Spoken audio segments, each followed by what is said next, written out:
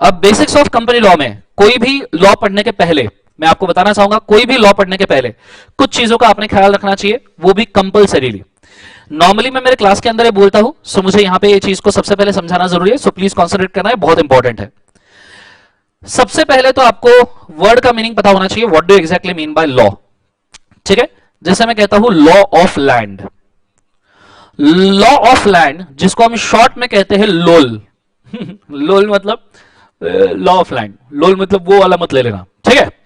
अब law of land जो है ये बेसिकली कुछ पार्ट्स में डिवाइड होता है, हो सकता है बहुत सारे बच्चों को ये चीज ना पता हो, तो अच्छे से कॉन्सेंट्रेट करना, 2 मिनट में फिनिश हो जाएगा। सबसे पहले लॉ ऑफ लैंड में जो कवर किया जाता है वो होता है एक्ट। एक्ट मतलब वो चीज जो पास होती है बेटा पार्लियामेंट में।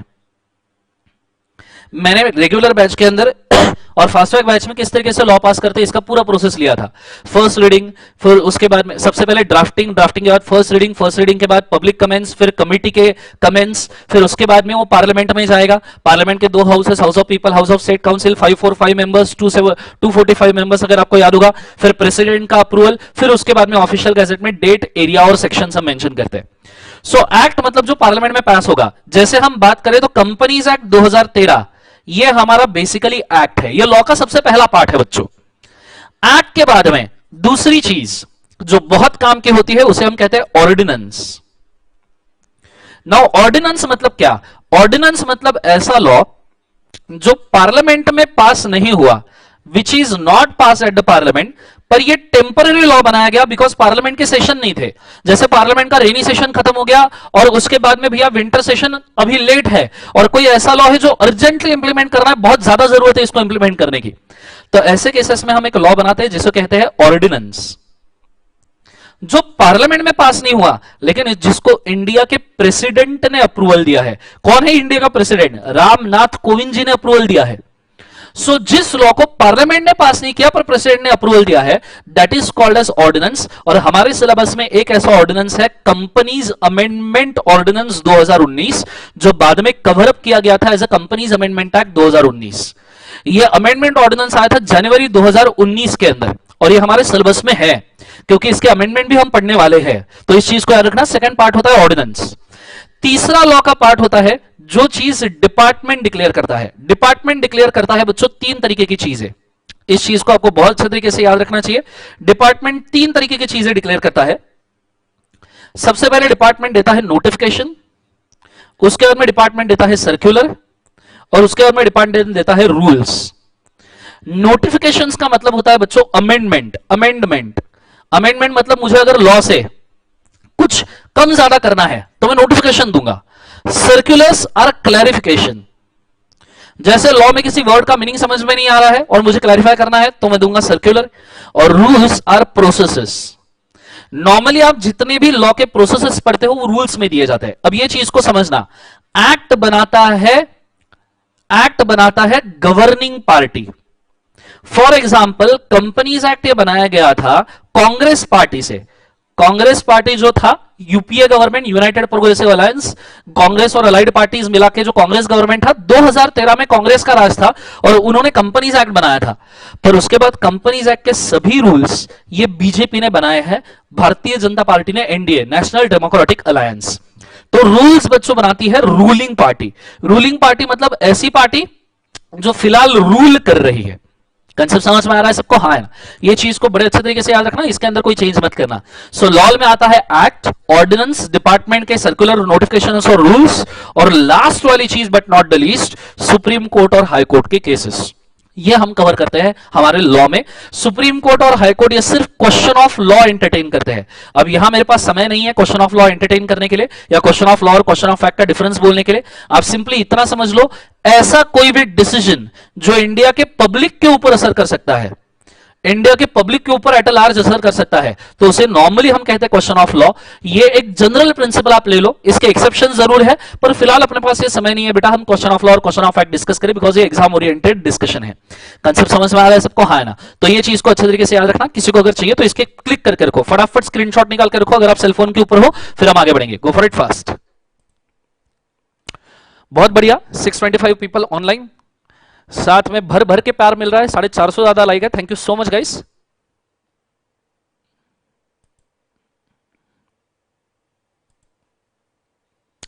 ओके, क्लिक कर लिया सबने, स्क्रीनशॉट निकाल लिया, ये आपके बड़े काम में आएगा।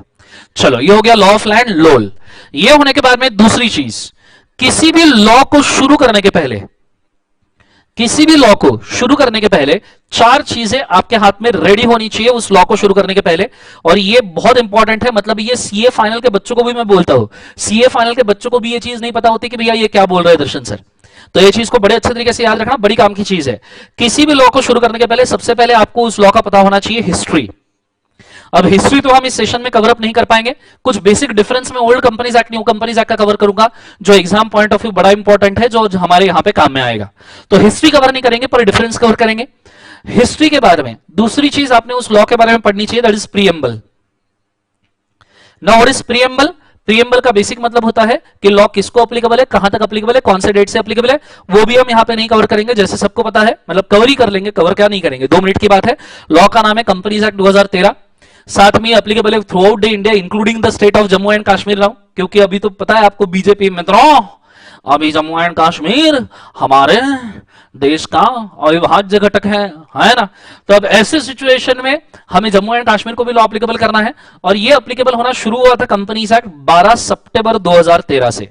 तो ये प्रीएम्बल है हमारा 12 सितंबर 2013 से entire India including state and Jammu and Kashmir, और साथ साथ में इस एक्ट का नाम है दैट इज कंपनीज एक्ट 2013, जो अमेंड हुआ है 2015 में, जो अमेंड हुआ है 2017 में, जो अमेंड हुआ है 2019 में। क्लियर है कंसेप्ट? हर ऑड ईयर में अमेंड कर रहे हैं। अभी 2021 आने वाला है, उसके पहले सब जन चुपचाप पास हो जाना, ठीक है, और मेरी दुआ है कि सब जन पास हो जाएंगे। प्रीएम्बल के बारे में तीसरी चीज जो लॉ के अंदर आपने पढ़नी चाहिए लॉ पढ़ने के पहले, दैट इज अथॉरिटी स्ट्रक्चर। ये मेरे लिए बहुत शौक की बात होती है, बहुत शौक, मतलब it is very shocking thing, शौक नहीं शौक, it is very shocking thing for me कि बच्चे पूरा का पूरा कंपनीज एक्ट पढ़ लेते बिना अथॉरिटी स्ट्रक्चर को जाने। आप खुद से एक सवाल पूछिए, अगर आपने मेरा क्लास नहीं किया होगा या किया भी होगा तो उन्होंने भी सवाल पूछिए कि what is authority structure under companies act. बच्चे आरओसी पढ़ लेते, रीजनल डायरेक्टर पढ़ लेते, एनसीएलटी पढ़ लेते, पता ही नहीं रहता है किसका पार्ट है।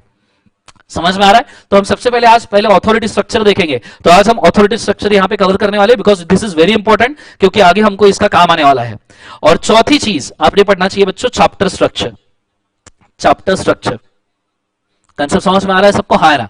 ये चीज को आपने बड़े अच्छे तरीके से याद रखना है कि किस तरीके से अथॉरिटी स्ट्रक्चर और चैप्टर स्ट्रक्चर हमको देखना है, ठीक है। सो अब मैं स्टार्ट करता हूं अथॉरिटी स्ट्रक्चर से, बहुत अच्छे तरीके से ध्यान देना। अब अथॉरिटी स्ट्रक्चर में हमारी अथॉरिटी जो मेन है वो है ministry of corporate affairs. Central government के अगर आप बोलो तो 35 डिपार्टमेंट्स है, जिन डिपार्टमेंट में से एक डिपार्टमेंट है मिनिस्ट्री ऑफ कॉर्पोरेट अफेयर्स, जिसके चेयरमैन है दीदी Sitharaman madam, ministry of finance के हेड, ये सुनो। सो दीदी जो है निर्मला सीतारामन जी, ये हमारे मिनिस्ट्री ऑफ कॉर्पोरेट अफेयर्स के चेयरमैन है। फिर मिनिस्ट्री ऑफ कॉर्पोरेट अफेयर्स खुद को डिवाइड करता है 2 पार्ट में कंपनीज एक्ट के लिए स्पेसिफिकली, जिसमें पहला पार्ट आता है एडमिनिस्ट्रेशन, कंपनीज एक्ट को चलाना, और दूसरा है जुडिशियल। जुडिशियल का मतलब होता है कंपनीज एक्ट के केसेस को एंटर करना, झगड़ों को एंटरटेन करना।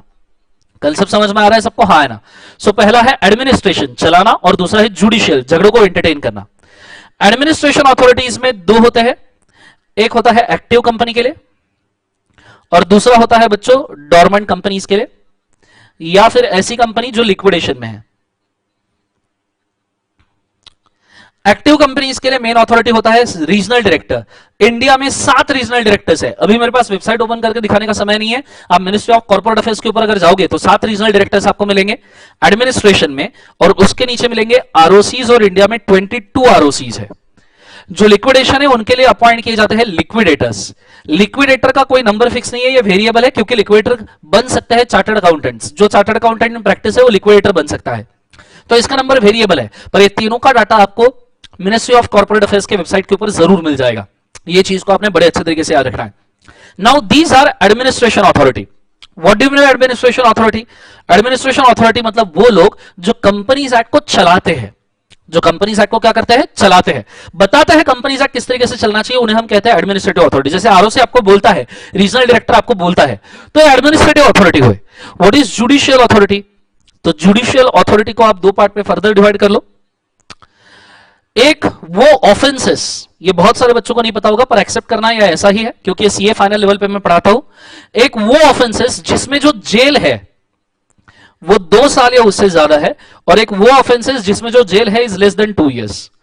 लेस देन 2 इयर्स है तो हमारी पहली अथॉरिटी है NCLT, national company law tribunal, जो झगड़ों को एंटरटेन करती है। ट्रिब्यूनल वर्ड आया है, केसेस आप यहां पे कर सकते हो तारीख पे तारीख, तारीख पे तारीख।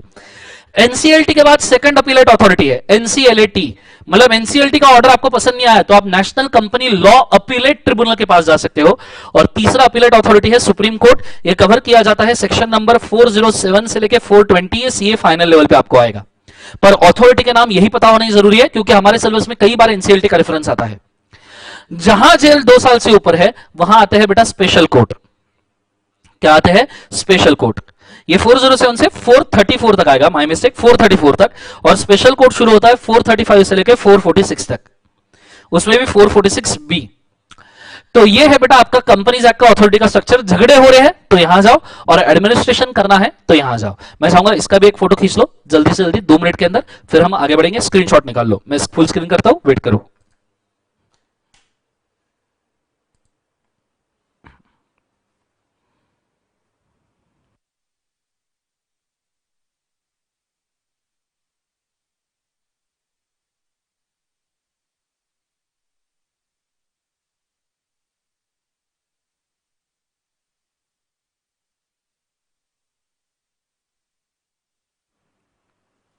Done everybody, very good. So आ जाओ वापस। ये है एडमिनिस्ट्रेशन स्ट्रक्चर, इन सब का हमको काम पड़ने वाला है, ठीक है। 7 regional director, 22 ROC, liquidator, NCLT. हाँ, एनसीएलटी के ऊपर मैं थोड़ा सा कमेंट कर दूं। एनसीएलटी के इंडिया में 11 बेंचेस है, और वही बेंचेस वो नैकलेट के लिए यूज करते हैं for the purpose of understanding. Supreme court एक ही है, सुप्रीम कोर्ट का नंबर एक ही होता है, इसलिए उसको सुप्रीम कोर्ट कहा जाता है।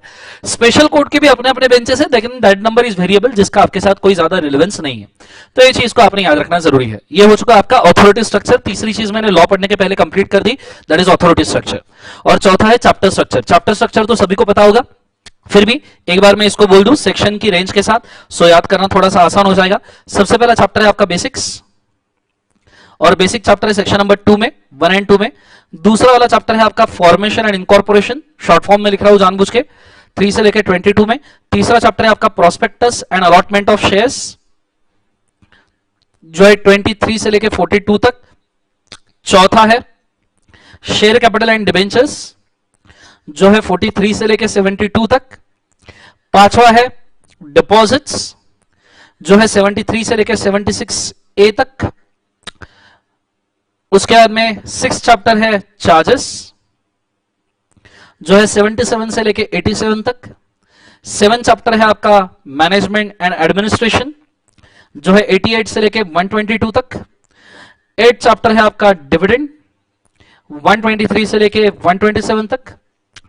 9 चैप्टर है आपका अकाउंट्स, जो है 128 से लेके 138 तक। और 10 चैप्टर है आपका कंपनीज का ऑडिट, जो है 139 से लेके 148 तक। अब जिन लोगों को सेक्शंस याद नहीं होते तो सिर्फ इस चीज के ऊपर ध्यान देना, एटलीस्ट चैप्टर की रेंज याद कर लो। 1 2 तो सबको पता है, बेसिक्स में है। 3 23 43 73, सबके एंड में 3 3 3 3 है। इसको ऐसे याद रखना, वो गाना है ना, टन टन टन टन टन टारा, उसको थोड़ा डेवलप करो। टिन टिन टिन टिन टिन टारा, 3 23 43 73, समझ में आ रहा है? है ना? सो टिन टिन टिन टिन टिन टारा, 3 23 43 73 77 88, डबल डिजिट वाले 2 सेक्शन है, 77 88। 12 की शो की 3 टिकटें हैं, 12 की शो की 20 टिकटें, 123। 12 की शो की 3 टिकटें, 123। 128 में दिलाऊं, 128 रुपए की टिकट है। 12 की शो की 3 टिकटें 128 रुपए में। समझना मुझको ऐसा वैसा, मेरे बटवे में है पैसा कितना, 139 रुपीज। क्लियर है कंसेप्ट? सो सब जन साथ में बोलना मेरे, टिन टिन टिन टिन टिन टारा, 3 23 43 73 77 88 77 88। चार्जेस और मैनेजमेंट एडमिनिस्ट्रेशन। 12 की शो की 3 टिकटें हैं, 123 डिविडेंड, 128 में दिलाओ, 128 अकाउंट्स। समझना मुझको ऐसा वैसा, मेरे बटवे में है पैसा, कितना पैसा है, 139। That is audit of accounts. Concept समझ में आ रहा है? ये एक मेमोरी टेक्निक आप याद रख सकते हो, जिससे आपको चैप्टर का रेंज याद होगा। थोड़ा सा खुद को भी वर्क करना पड़ेगा, बिकॉज वन डे रिवीजन है, रेगुलर क्लास होता तो याद करवा देता था, ठीक है, लेकिन टेक्निक दे दिया है, इसको थोड़ा सा संभाले रखना। चलो, ये खत्म हो गया। ये होने के बाद में अगली चीज के ऊपर हम जाते हैं, that is characteristics of the company. Characteristics of the company, कितने कैरेक्टर्स है बच्चों, बोलो एक बार। Total number of characters for the company. अब यहां पे मैं थोड़ा सा पीपीटी ऑन करना चाहूंगा, आ जाइए, पावर पॉइंट।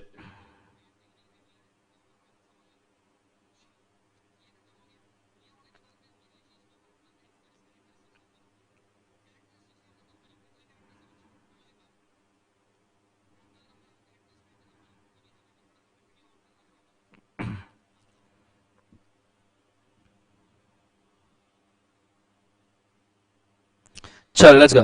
सो यहां पे हम कैरेक्टरिस्टिक्स ऑफ कंपनी देखेंगे, होल्ड।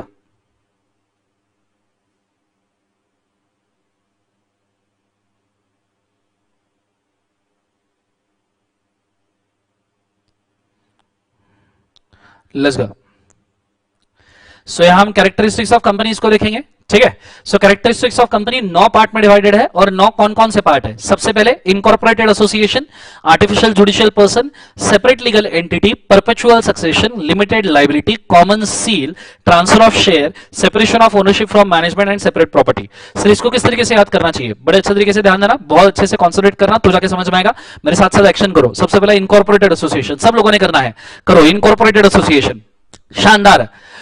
उसके बाद में आर्टिफिशियल जुडिशियल पर्सन, सब जन करो, क्या है आर्टिफिशियल, मेरे को दिख रहे हैं सब जन, yellow T shirt pink top, सब लोग दिख रहे हैं यूट्यूब के ऊपर, अच्छे से करना। जिसने एक्शन नहीं किया उसका एक्स उसके वाई के साथ भाग जाएगा, याद रखना। So incorporated association, artificial judicial person, separate legal entity, लेके जाओ सेपरेट लीगल एंटिटी में राइट हैंड लेके जाओ, लंबा का लंबा, साइड में कोई होगा दो उसको फाइट बिशुम, ठीक है। So incorporated association, artificial judicial person, separate legal entity, जाने दो, बाय करो, परपेचुअल सक्सेशन, जा रहा है परपेचुअल सक्सेशन, लेके आओ लिमिटेड लाइबिलिटी, वापस से incorporated association, artificial judicial purpose, separate legal entity, perpetual succession, limited liability, common seal, common seal से याद है, एनीवेज आगे, common seal, transfer of shares, separation of ownership from management, separate property. Clear है concept सबको, हाँ है ना। सो एक बार सभी एक्शन, इनकॉर्पोरेटेड एसोसिएशन, बढ़िया, आर्टिफिशियल जुडिशियल पर्सन, बढ़िया, separate legal entity, perpetual succession, limited liability, common seal, transfer of shares, separation of ownership from management, separate property. Concept समझ में आ रहा है सबको, हाँ है ना। तो ये चीज को याद रखना, 9 के 9 कैरेक्टर्स याद हो जाएंगे। क्लियर है कंसेप्ट। अब इसमें इनकॉर्पोरेटेड एसोसिएशन मतलब ऐसा कंपनी जो बनी नहीं है, बनाई गई है। जैसे रिलायंस को धीरूभाई अंबानी ने बनाया, वैसे कंपनी बनाई गई है, इट इज आर्टिफिशियली इनकॉर्पोरेटेड। अब इनको डिस्कस करने के लिए हमारे पास इतना समय नहीं है। जैसे अगर मैं बोलूं जमशेदजी टाटा ने डिजाइन किया था अपना टाटा सन्स, इन्फोसिस नारायण मूर्ति ने डिजाइन किया था। अब ना ही धीरूभाई अंबानी, ना ही नारायण मूर्ति, ना ही जमशेदजी टाटा है, पर कंपनी तो चल रही है, सो इनकॉर्पोरेट हो चुकी है। दूसरा, आर्टिफिशियल जुडिशियल पर्सन मतलब नैसर्गिक नहीं, कृत्रिम है। जैसे आप रोबोट बनाते हो वैसे ही आप कंपनी बनाते हो। क्लियर है कंसेप्ट, इसको ऐसे ही याद रखना। थर्ड वाला, सेपरेट लीगल एंटिटी, कंपनी का अपना वजूद है, कंपनी का अपना अस्तित्व है, अलग से सेपरेट पूरा का पूरा पर्सन है बच्चों। ये चीज को आपने बड़े अच्छे तरीके से याद रखना। सेपरेट लीगल एंटिटी के ऊपर हमारे 2 केसेस है। सबसे पहले केस का नाम है Solomon versus Solomon. Solomon versus Solomon में क्या हुआ था, मैं स्ट्रेट अवे डिसीजन पे ऊपर जा रहा हूं क्योंकि हमारे पास समय नहीं है। सोलोमन ये कंपनी का 99% शेयर होल्डर था, और सोलोमन ने खुद का बिजनेस सेल किया था सोलोमन एंड कंपनी को। सोलोमन एंड कंपनी के 2 लाइबिलिटीज थे। एक, सोलोमन एंड कंपनी ने सोलोमन को शेयर्स तो इश्यू ही किए थे, साथ में सोलोमन को उन्होंने 10,000 पाउंड इशू किए थे। फैक्ट्स इधर उधर हो सकते हैं, उसकी तरफ ध्यान मत देना, कंसेप्ट की तरफ ध्यान देना। 10,000 पाउंड के डिबेंचर्स इशू किए थे सोलोमन को, और बैंक से लोन लिया था सोलोमन एंड कंपनी में 7,000 पाउंड का, 7,000 पाउंड का। अब ऐसे सिचुएशन में जब कंपनी की हालत खस्ता हुई, कंपनी की हालत बिगड़ गई, तो ऐसे सिचुएशन में बैंक ने एक क्लेम किया कि भाई सोलोमन ये कंपनी का 99% शेयर होल्डर है, तो आपने सोलोमन के डिबेंचर पे करने की कोई जरूरत नहीं है, जो भी पैसा है वो बैंक के रिपेमेंट में लगना चाहिए। और जहां तक केस का सवाल है, कंपनी के पास में सिर्फ पॉन्ड 6,000 बचे थे for distribution in between a bank as well as Solomon. अब यहां पे बैंक क्या बोल रहा है, पूरे 6,000 पाउंड बैंक को दिए जाए, लेकिन सॉलमन बोल रहा है भले ही मैं 99% शेयर होल्डर हूं, पर कंपनी सेपरेट, मैं सेपरेट। अब यहां डिसीजन ये उठाया गया कि सॉलमन को पैसा मिलना चाहिए नहीं मिलना चाहिए, तो बोला गया कि भैया सॉलमन और बैंक ये दोनों को प्रोपोर्शनेट पैसा मिलेगा। किस तरीके से, तो सॉलमन को 6,000 पाउंड डिवाइड मल्टीप्लाइड बाय 10,000 जो इनके डिबेंचर्स है उसके, डिवाइडेड बाय सॉलमन के 10,000 और 7,000 डिवाइडेड बाय 17। कंसेप्ट समझ में आ रहा है? इतना पैसा किसको जाएगा, सॉलमन। बैंक को कितना जाएगा, 6,000 pound multiplied by 7,000 pound divided by 17। इतना पैसा बैंक को जाएगा, ये प्रोपोर्शनेट है। कुछ केसेस में इसके फैक्ट्स डिफर कर सकते हैं, बात सिर्फ इतनी है कि सॉलमन को पैसा मिलेगा। क्लियर है कंसेप्ट? इतना आप कंसेप्ट लेके चलो। हो सकता है आपके टीचर ने आपके बुक में कुछ और पढ़ाया होगा, लेकिन उससे अपना कोई भी टेंशन की बात नहीं है, लेकिन हमको यह समझ में आना है कि सॉलमन को पैसा मिलेगा, क्योंकि सॉलमन अलग कंपनी अलग। ये पहला केस है। दूसरा केस इसके अंदर जो बड़ा काम का था, that is Lee versus Lee Air Farming. Lee versus Lee Air Farming ये बड़ा काम का केस है, थोड़ा डिटेल में लेना चाहूंगा। ये ली एयर फार्मिंग लिमिटेड का ओनर भी था, ये डायरेक्टर भी था, और एम्प्लॉय और चीफ पायलट भी था। And as a employee chief pilot, Lee का कंपनी के साथ में कॉन्ट्रैक्ट था, जिस कॉन्ट्रैक्ट में यह बोला था कि ली को अगर जिंदगी में कभी कोई डैमेज हो जाएगा, क्या हो जाएगा बोले एक बार, डैमेज, तो कंपनी ली को कंपेंसेशन देगा। क्या देगा बोले एक बार, उसे कंपेंसेशन। और ये कंपनी ली को कंपेंसेशन देने का पूरा बाकायदा एग्रीमेंट था। एक दिन खुले आसमान में ली खुद का हेलीकॉप्टर नहीं, एरोप्लेन जो भी है वो लेके निकल गया, और फिर जब वो प्लेन उड़ा रहा था, सामने से एक पंछी आया, दोनों में प्यार हो गया और दोनों एक दूसरे से भिड़ गए। प्यार होने का लोग भिड़ते हैं ना, हाँ है ना, सो दोनों भिड़ गए और ली मर गया। ली मरने के बाद ली की विंडो, आपने क्या सुना, मैंने विडो बोला, आपने विंडो नहीं विडो। सो ली की जो विडो है उसने कंपनी से क्लेम किया कंपेंसेशन कि भैया हमें कंपेंसेशन चाहिए एज पर एग्रीमेंट। क्रेडिटर्स ने पिटीशन डाला कि ली अलग और कंपनी अलग, ऐसा नहीं है, ली ही कंपनी का 99% शेयर होल्डर है, वही डायरेक्टर है, वही करता धरता सवरता है, वही अत्र तत्र सर्वत्र। अब ऐसे सिचुएशन में विंडो को कोई कंपेंसेशन नहीं देना चाहिए, ऐसा क्रेडिटर्स ने और अदर शेयर होल्डर ने बोला। पर कंपनी अलग, ली अलग, इसलिए ली के विडो को यहां पे कंपेंसेशन दिया जाएगा। ये चीज को आपको याद रखना जरूरी है। This is a case of Lee versus Lee Air Farming. ये दो केसेस सेपरेट लीगल एंटिटी में बहुत फेमस है। आपने अगर ये नहीं पढ़े होंगे कोई दिक्कत नहीं, इसको पढ़ना जरूरी है, एग्जाम में पूछा सकता है। चौथा कैरेक्टर के ऊपर जा रहा हूं, परपेचुअल सक्सेशन। कंपनी युगों युगों तक, जन्मों जन्मों तक चलती जाएगी। चलती जाएगी मतलब चलती जाएगी, इसमें कोई ब्रेक नहीं है, कंपनी चलती जाएगी। जैसे रोड चल रहा है वैसे कंपनी चलती जाएगी। डायरेक्टर आएंगे जाएंगे, स्ट्रीट लाइट्स डायरेक्टर है, ये स्ट्रीट लाइट मेंबर है, मेंबर आएंगे जाएंगे, कंपनी का रोड चलते रहना चाहिए। ये सबसे पहले जरूरी बात है कंपनी के सिचुएशन में, परपेचुअल सक्सेशन। क्लियर है कंसेप्ट? ये होने के बाद में अगली चीज लिमिटेड लाइबिलिटी। पार्टनरशिप फर्म और कंपनी में यही डिफरेंस रहता है कि लाइबिलिटी लिमिटेड होती है। बहुत सारे बच्चों को लिमिटेड लाइबिलिटी का कंसेप्ट समझ में नहीं आता। इसको मैं 1 सेकंड के अंदर एक्सप्लेन करना चाहूंगा। जस्ट अ मिनट, मैं थोड़ा टेबल को लॉक कर दूं, यहां पे ये काफी घूम रहा है। कितने गया, hold,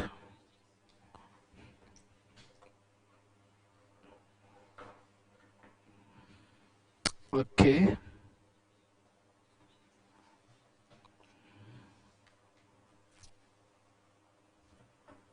okay, very good. So अब लिमिटेड लाइबिलिटी का कंसेप्ट क्या होता है? देखो, पार्टनरशिप फर्म और कंपनी में बेटा सबसे पहला डिफरेंस यही होता है। मतलब अगर आप बोलो पार्टनरशिप फर्म वर्सेस एलएलपी और कंपनी, तो पार्टनरशिप फर्म में अगर आपकी असेट्स, मैं थोड़ा सा इसको प्रॉपर फॉर्मेट में लिखना चाहूंगा। पार्टनरशिप फर्म में अगर आपकी असेट्स 60 करोड़ की है, एलएलपी कंपनी में भी आपकी एसेट 60 करोड़ की है, जानबूझ के एग्जांपल सेम ले रहा हूं सो कंपैरिजन हो पाए। और लाइबिलिटी ये अगर आपकी 100 करोड़ की है, कंपनी में भी 100 करोड़ की है, तो एक बात याद रखना, जो 40 करोड़ का डेट बचा है, पार्टनरशिप फर्म में 40 करोड़ क्रेडिटर आपकी हालत में हाथ डाल के वसूल करेंगे। मतलब ये 40 करोड़ के लिए आपका पर्सनल असेट, आपका घर, आपका टीवी, फ्रिज, वॉशिंग मशीन, सोने की थाली, चांदी का चम्मच, बीवी के गहने, बच्चे के डायपर्स, ये सब दाव पे लग जाएगा। फिलहाल आपके बच्चे नहीं, आई नो, पर होंगे जरूर, पर ये दाव पे नहीं लगने चाहिए, ये चीज को याद रखना।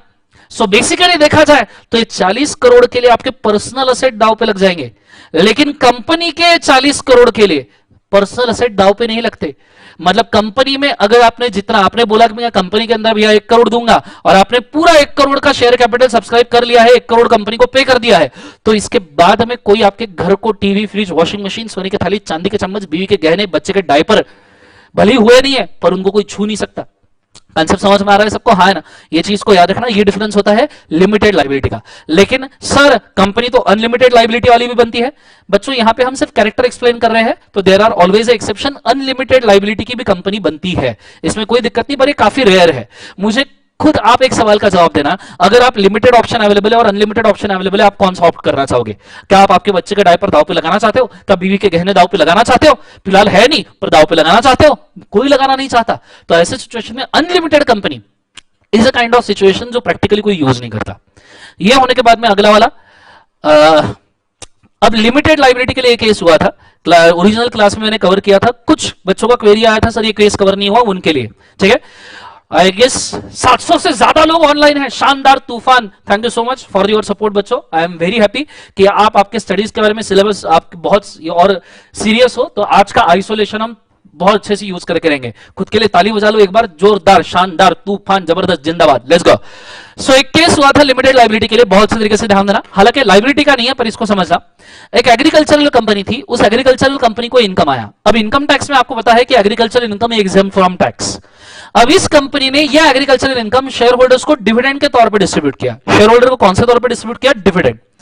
जब शेयर होल्डर को डिविडेंड के तौर पर डिस्ट्रीब्यूट किया तो गवर्नमेंट ने इस डिविडेंड के ऊपर लगाया डीडीटी। आई गेस अब तो डीडीटी नहीं है इसलिए केस काम का नहीं है, बट लॉजिक के लिए आपको ये याद रखना चाहिए, गवर्नमेंट ने लगाया डीडीटी। शेयर होल्डर बोले जब हम एग्रीकल्चरल इनकम ले रहे हैं तो डीडीटी टैक्सेशन की क्या जरूरत, because agricultural income exam from tax. तो शेयर होल्डर बोलते कोई टैक्स नहीं लगना चाहिए। डिपार्टमेंट ने क्या इंटरप्रिटेशन दिया? डिपार्टमेंट क्या कहता है, बड़े अच्छे से ध्यान देना, यह केस का नाम है Bacha F Guzdar versus commissioner of income tax. Clear है? बड़ा अच्छा केस है, Bacha F Guzdar versus CIT. तो डिपार्टमेंट ने क्या बोला? बोले कंपनी का इनकम कंपनी के लिए एग्रीकल्चरल है, तो हम बोले कंपनी के ऊपर कोई टैक्स नहीं लगा रहे, there is no tax on the company. तो कंपनी के लिए इनकम एग्रीकल्चर है ना, हम उनको थोड़ी ना टैक्स लगा रहे हैं।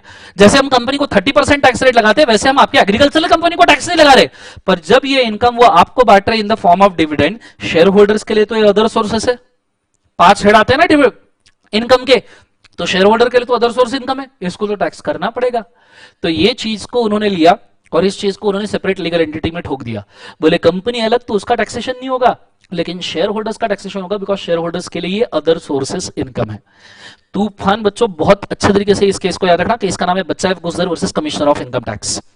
ये चीज होने के बाद में अगला कैरेक्टरिस्टिक्स आता है कॉमन सील, मतलब कंपनी का ऑटोग्राफ। कंपनी डॉक्यूमेंट किस तरीके से ऑथेंटिकेट करे? तो भैया कॉमन सील से। ये कॉमन सील का नॉर्मली मशीन होता है जिसके अंदर आप पेपर डालो और पंच कर दो तो कॉमन सील इसके ऊपर एम्बॉस हो जाएगा। क्लियर है? अलग अलग टाइप के कंपनी के सील आते हैं। सबसे ओल्ड सील है जो लाख से बनाया जाता था, स्टैम्प किया जाता था, और ये आजकल नए प्रिंटेड सील आते हैं जो भी है। लेकिन कंपनी का कॉमन सील यह तभी वर्क करता है जब कंपनी के कॉमन सील के ऊपर बोर्ड ऑफ डायरेक्टर्स का सिग्नेचर हो। अगर कंपनी के कॉमन सील के साथ बोर्ड ऑफ डायरेक्टर का सिग्नेचर नहीं है तो ये कॉमन सील कुछ ही किसी के भी काम का नहीं। अभी ये सिचुएशन कैरेक्टरिस्टिक्स ऑफ कंपनी में से कॉमन सील वाला डाइल्यूट किया जा रहा है। इसके पीछे रीजन ये है कि आजकल डीएससी का जमाना है, डिजिटल सिग्नेचर सर्टिफिकेट, जो हर डायरेक्टर और कंपनी का सेपरेट होता है और मैक्सिमम ऑनलाइन फाइलिंग होते हैं, तो डीएससी चलता है। इसलिए बहुत सारे लोग अब कॉमन सील को रेफर नहीं करते, पर आपको एग्जाम और नॉलेज पॉइंट ऑफ व्यू पता होना चाहिए। यह चीज होने के बाद में हम अगले कंटेंट के ऊपर जा रहे हैं, that is transfer of shares. Company खुद के शेयर ट्रांसफर कर सकती है।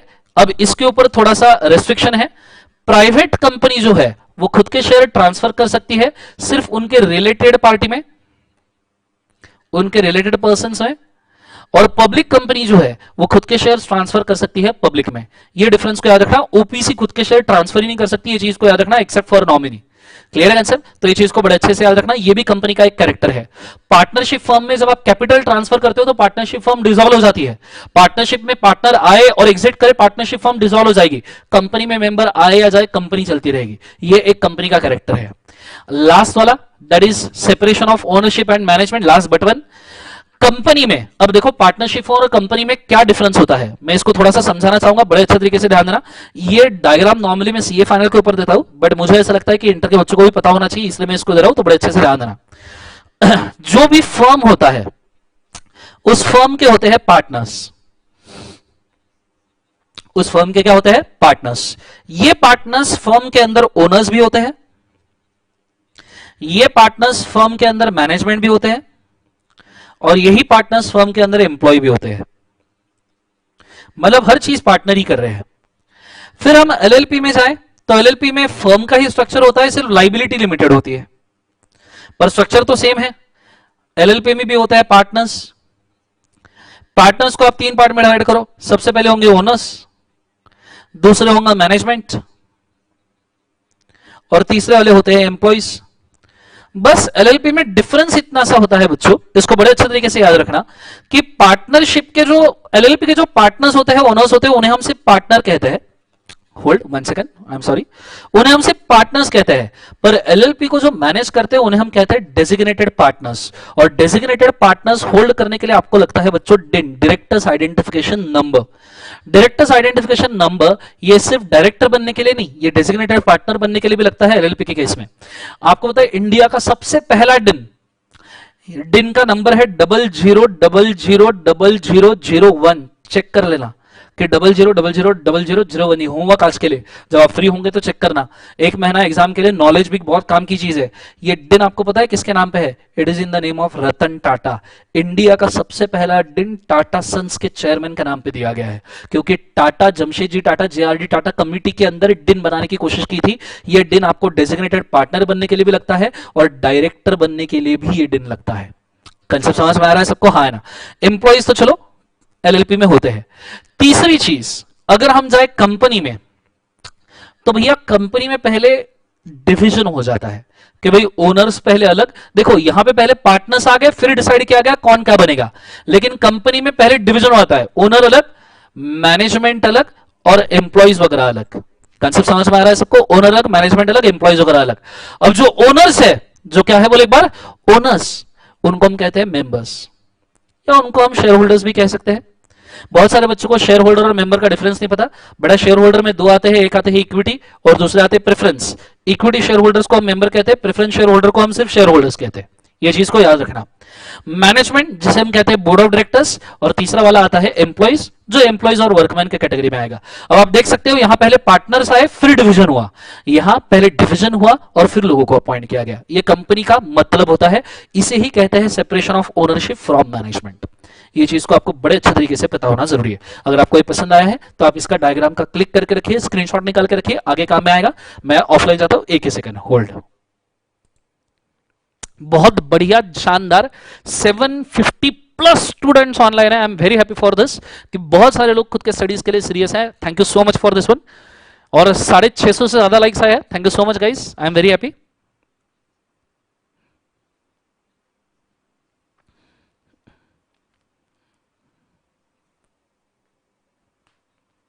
चलो बहुत बढ़िया, क्लिक कर लिया सबने।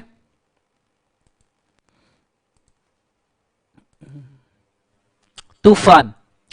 ये चीज होने के बाद में now we are moving for the next thing. Separation of ownership के बाद में सेपरेट प्रॉपर्टी। मैं मेरी प्रॉपर्टी नहीं दूंगी। आपको शायद नहीं पता या पता भी होगा, कंपनी खुद के नाम से असेट लाइबिलिटीज क्रिएट कर सकती है। जब आप कंपनी की बैलेंस शीट क्रिएट करते हो, आप लिखते हो ना कि भैया लाइबिलिटी कंपनी के असेट्स, है ना, तो कंपनी के असेट्स जो होते हैं वो कंपनी के नाम पे होते हैं। तो ऐसे सिचुएशन में कंपनी की असेट लाइबिलिटी अलग, तो कंपनी खुद के नाम से प्रॉपर्टी होल्ड कर सकती है। सो 9 कैरेक्टर्स एक बार रिपीट करो फटाफट। Incorporated association, artificial judicial person, separate legal entity, perpetual succession, limited liability, common seal, transfer of shares, separation of ownership from management, separate property। 9 characters को याद रखना। सेपरेट प्रॉपर्टी के लिए कुछ केस लॉज है, उनको मैं एक बार यहां पे क्लियर कर दूं, जिसमें सबसे पहला काम का केस लॉ है gramophone and typewriter company versus Stanley. ठीक है, हो सकता है आपने केस ये देखा हो या ना देखा हो, इससे फर्क नहीं पड़ता, फिलहाल ध्यान दीजिए। एक कंपनी था जो ग्रामोफोन और टाइपराइटर को मैन्युफैक्चर करता था, जिसका एक मेंबर था स्टैनली। अब कंपनी की असेट कंपनी की है, कंपनी की असेट मेंबर पर्सनली यूज नहीं कर सकता। स्टैनली कंपनी का मेंबर था, हालांकि स्टैनली नहीं है, ये एक हॉलीवुड एक्टर है जिम कैरी करके, बट मैंने उसको लिया है थोड़ा गैग बनाने के लिए। सो स्टैनली जो था ये कंपनी के असेट पर्सनली यूज करता था, खुद के पर्सनल पर्पस के लिए। स्टैनली कंपनी के टाइपराइटर घर पे लेके गया और खुद टाइपिंग करना शुरू कर दिया। साथ में टाइपराइटर घर पे लेके गया, बीवी को भी दे दिया, और बीवी भी टाइपिंग कर रही है। ये करते करते उसने टाइपराइटर खराब कर दिया, ग्रामोफोन खराब कर दिए। अब अगर आप कंपनी की प्रॉपर्टी खराब करोगे तो चलेगा क्या? कंपनी अलग पर्सन है। ये ऐसा समझो कि आपने आपके दोस्त की बाइक ली और खराब कर दिया, सर दोस्त की बाइक तो खराब करने के लिए होती है ना? निकम्मो नलायको, ध्यान दो। सो बेसिकली अगर देखा जाए तो यहां पे इसने कंपनी के असेट्स खराब कर दिया। अगर आपने आपके दोस्त की बाइक खराब कर दिया, थर्ड पर्सन की बाइक खराब कर दिया, आपको कंपनसेशन देना पड़ेगा। उसी हिसाब से स्टैनली को भी कंपनी को कंपनसेशन देना पड़ेगा, क्योंकि कंपनी की असेट्स अलग, स्टैनली की असेट्स अलग। ये चीज को आपको बड़े अच्छे तरीके से याद रखना जरूरी है बेटा। Please keep this in mind. Concept समझ में आ रहा है सबको? हाँ है ना? तो ये चीज को याद रखना। एक और केस, बड़ा फेमस केस हुआ था, Macaura versus Northern Assurance Company Limited. बड़ा सा काम का केस है। इस केस में यह हुआ था कि एक कंपनी थी इंडियन टिम्बर एसोसिएशन, जिसका 99% शेयर होल्डर था मकौरा। लाकूड़ तोड़या, लक्कड़हारा। बचपन में वो हुआ था ना, स्टोरी सुना होगा आपने कि एक लक्कड़हारा था, लाकूड़ तोड़ा, और फिर उसकी एक्स जो है, एक्स डिओड्रेंट की बात नहीं कर रहा हूं निकम्मो, एक्स जो है वो गिर गई नदी में। फिर नदी में से देवी बाहर आई और देवी बोली क्या आपको सोने की कुल्हाड़ी चाहिए, चांदी की कुल्हाड़ी चाहिए? तो उस लकड़हारे ने बोला कि नहीं, मेरे को मेरी ही कुल्हाड़ी चाहिए, honesty is the best policy. बराबर है? इस जगह पे आप होते तो आप क्या करते थे? नहीं नहीं, सोने की कुल्हाड़ी नहीं, चांदी की भी नहीं, आप क्या बोलते? देवी जी आप ही मेरे साथ चलिए। है ना? इतने तो निकम्मे हैं ही अपन। ये सुनो, चार्टर्ड अकाउंटेंट है, दिमाग तो ज्यादा ही लगेगा यहां पे। कोई बात नहीं, अब आते हैं केस पे। तो भैया ये जो इंडियन टिम्बर एसोसिएशन है, इसमें टिम्बर का स्टॉक बहुत बड़े पैमाने पर पड़ा रहता है। बिकॉज आपको नहीं पता, अगर आप गीले पेड़ों को काटते हो, वैसे तो पेड़ों को काटना गलत ही बात है, ये नहीं करना चाहिए, पर अगर आप गीले पेड़ों को काटते हो तो टिम्बर बेचने तक के उसको सुखाना पड़ता है। क्या करना पड़ता है? सुखाना। इसलिए आपको उसको स्टॉक करके रखना पड़ेगा। पर टिम्बर अगर सूख जाए और गलती से भी आग लग जाए तो ये ऐसी आग लगेगी कि जिसको बुझा नहीं पाओगे। ये ऐसी आग लगेगी जैसी आप में लगी रहती है। नहीं, वो वाली नहीं, ठीक है, ब्रेकअप वाली भी नहीं, ठीक है। सो ऐसी आग लगेगी जो बुझा नहीं सकते। इसलिए इस टिम्बर का इंश्योरेंस निकाला मकौरा ने, पर गलती ये कर दी कि इंश्योरेंस खुद के नाम पे निकाला, कंपनी के नाम पे नहीं। हालांकि प्रॉपर्टी कंपनी के नाम पे थी। कुछ दिनों बाद टिम्बर जो था उसमें आग लग गई। क्लियर है? सोए हुए टिम्बर खड़ा हो गया, आग लग गई। क्लियर है? अब ऐसे सिचुएशन में क्या होगा? ऐसे सिचुएशन में मकोरा ने इंश्योरेंस कंपनी से कंपेंसेशन मांगा। मुझे बताओ कंपेंसेशन देंगे? नहीं देंगे। इंश्योरेंस इंस्पेक्टर ने बोला no compensation, because timber company के नाम पे है। पूरी स्क्रिप्ट मैंने थोड़ी सी फास्ट फॉरवर्ड की है समझने के लिए। टिम्बर कंपनी के नाम पे है, इंश्योरेंस आपके नाम पे है, इसलिए नो कंपेंसेशन। कंपनी के टिम्बर का इंश्योरेंस कंपनी के ही नाम पे होना चाहिए। मकोरा फिर यहां पे इंश्योरेंस कंपनी को बोलता है, ये बहुत सारे बच्चों को नहीं पता होगा कि फिर आपने इंश्योरेंस ही क्यों निकाला जब आपको पता था प्रॉपर्टी मेरी नहीं है। तो यहां इंश्योरेंस कंपनी मकौरा को प्रीमियम भले ही डैमेजेस के तौर पे वापस करेगी, क्योंकि उसने गलत इंश्योरेंस निकाला, पर इंश्योरेंस कंपनी कंपेंसेशन नहीं देगी। जितना मकौरा ने प्रीमियम पे किया है ना, वो सब वापस हो सकता है, क्योंकि कंपनी की भी गलती है, उसने इंश्योरेंस नहीं निकालना चाहिए था, क्योंकि प्रॉपर्टी कंपनी की थी, मकौरा की नहीं थी। तो प्रीमियम वापस मिल सकता है, पर कंपेंसेशन मिलेगा क्या? नहीं। ये था Macaura versus Northern Insurance Company Limited, separate property का केस लॉ। तो यहां पे आपका कैरेक्टरिस्टिक्स ऑफ कंपनी खत्म होता है। अब हम बढ़ते हैं अगले कंटेंट पे। एक बार थोड़ा सा रिवाइज कर लो।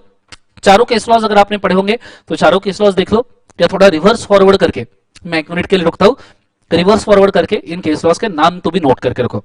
Go for it first.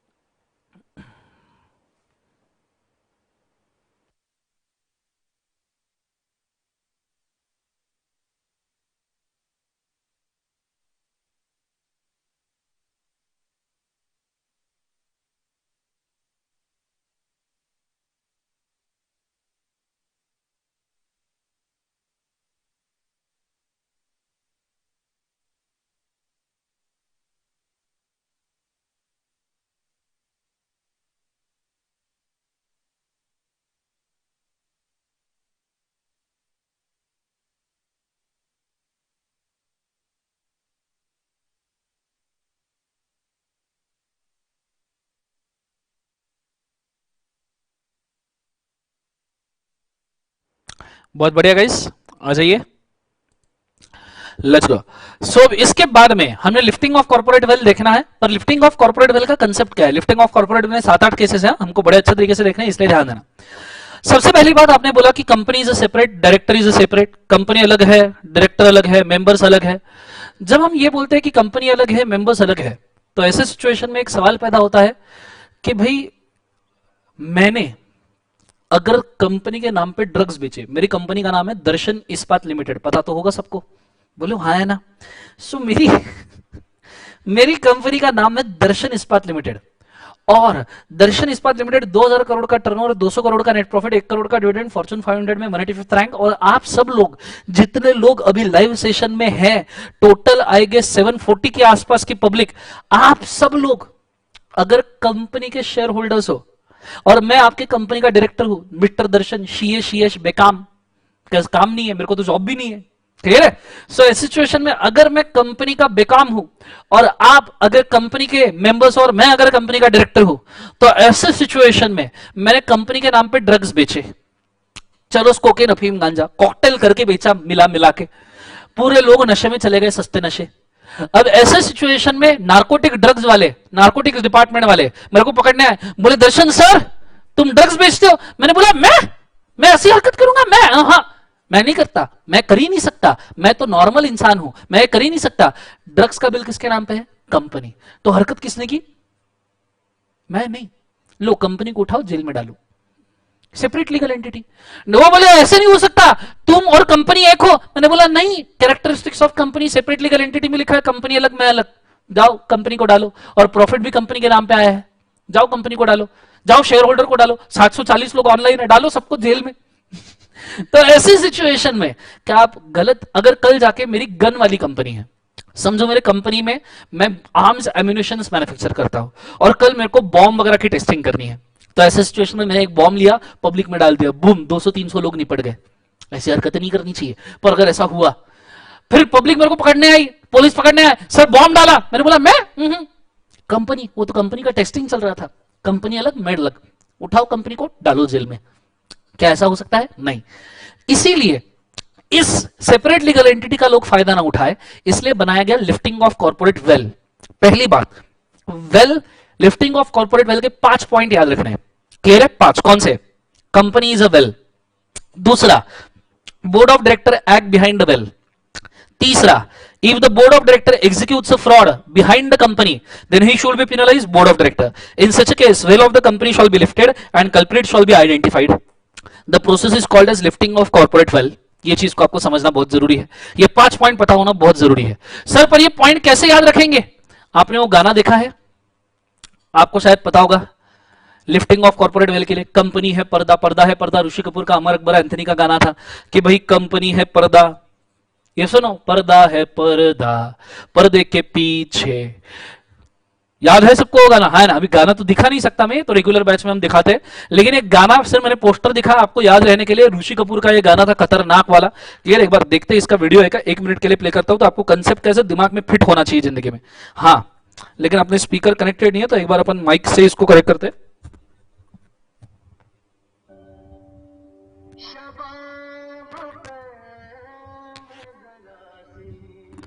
आवाज आ रही है सबको?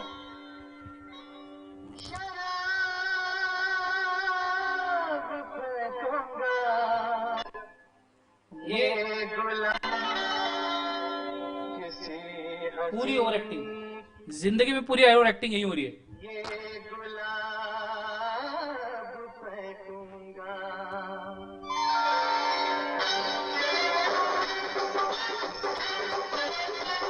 और स्ट्रीमिंग भी सही चल रहा है एकदम गाने के साथ में। चलो बहुत बढ़िया, यही काम की चीज है।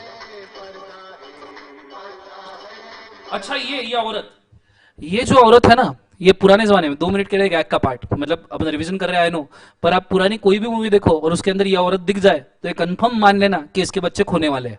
ये मतलब पूरे इंडिया में सबसे केयरलेस मदर होगी आई गेस, कंसिडर किया जाए, क्योंकि हर पिक्चर में इसके बच्चे खोते थे, ठीक है। और वो जो राखी जया बच्चन थी, ठीक है, हमेशा उसके बच्चों के साथ कुछ बुरा ही होता था। वो करण अर्जुन वगैरह मूवी देख लो, गैग के लिए 2 मिनट के लिए फ्रेश हो जाओ थोड़ा सा, वापस से अपन पढ़ेंगे lifting of corporate wealth.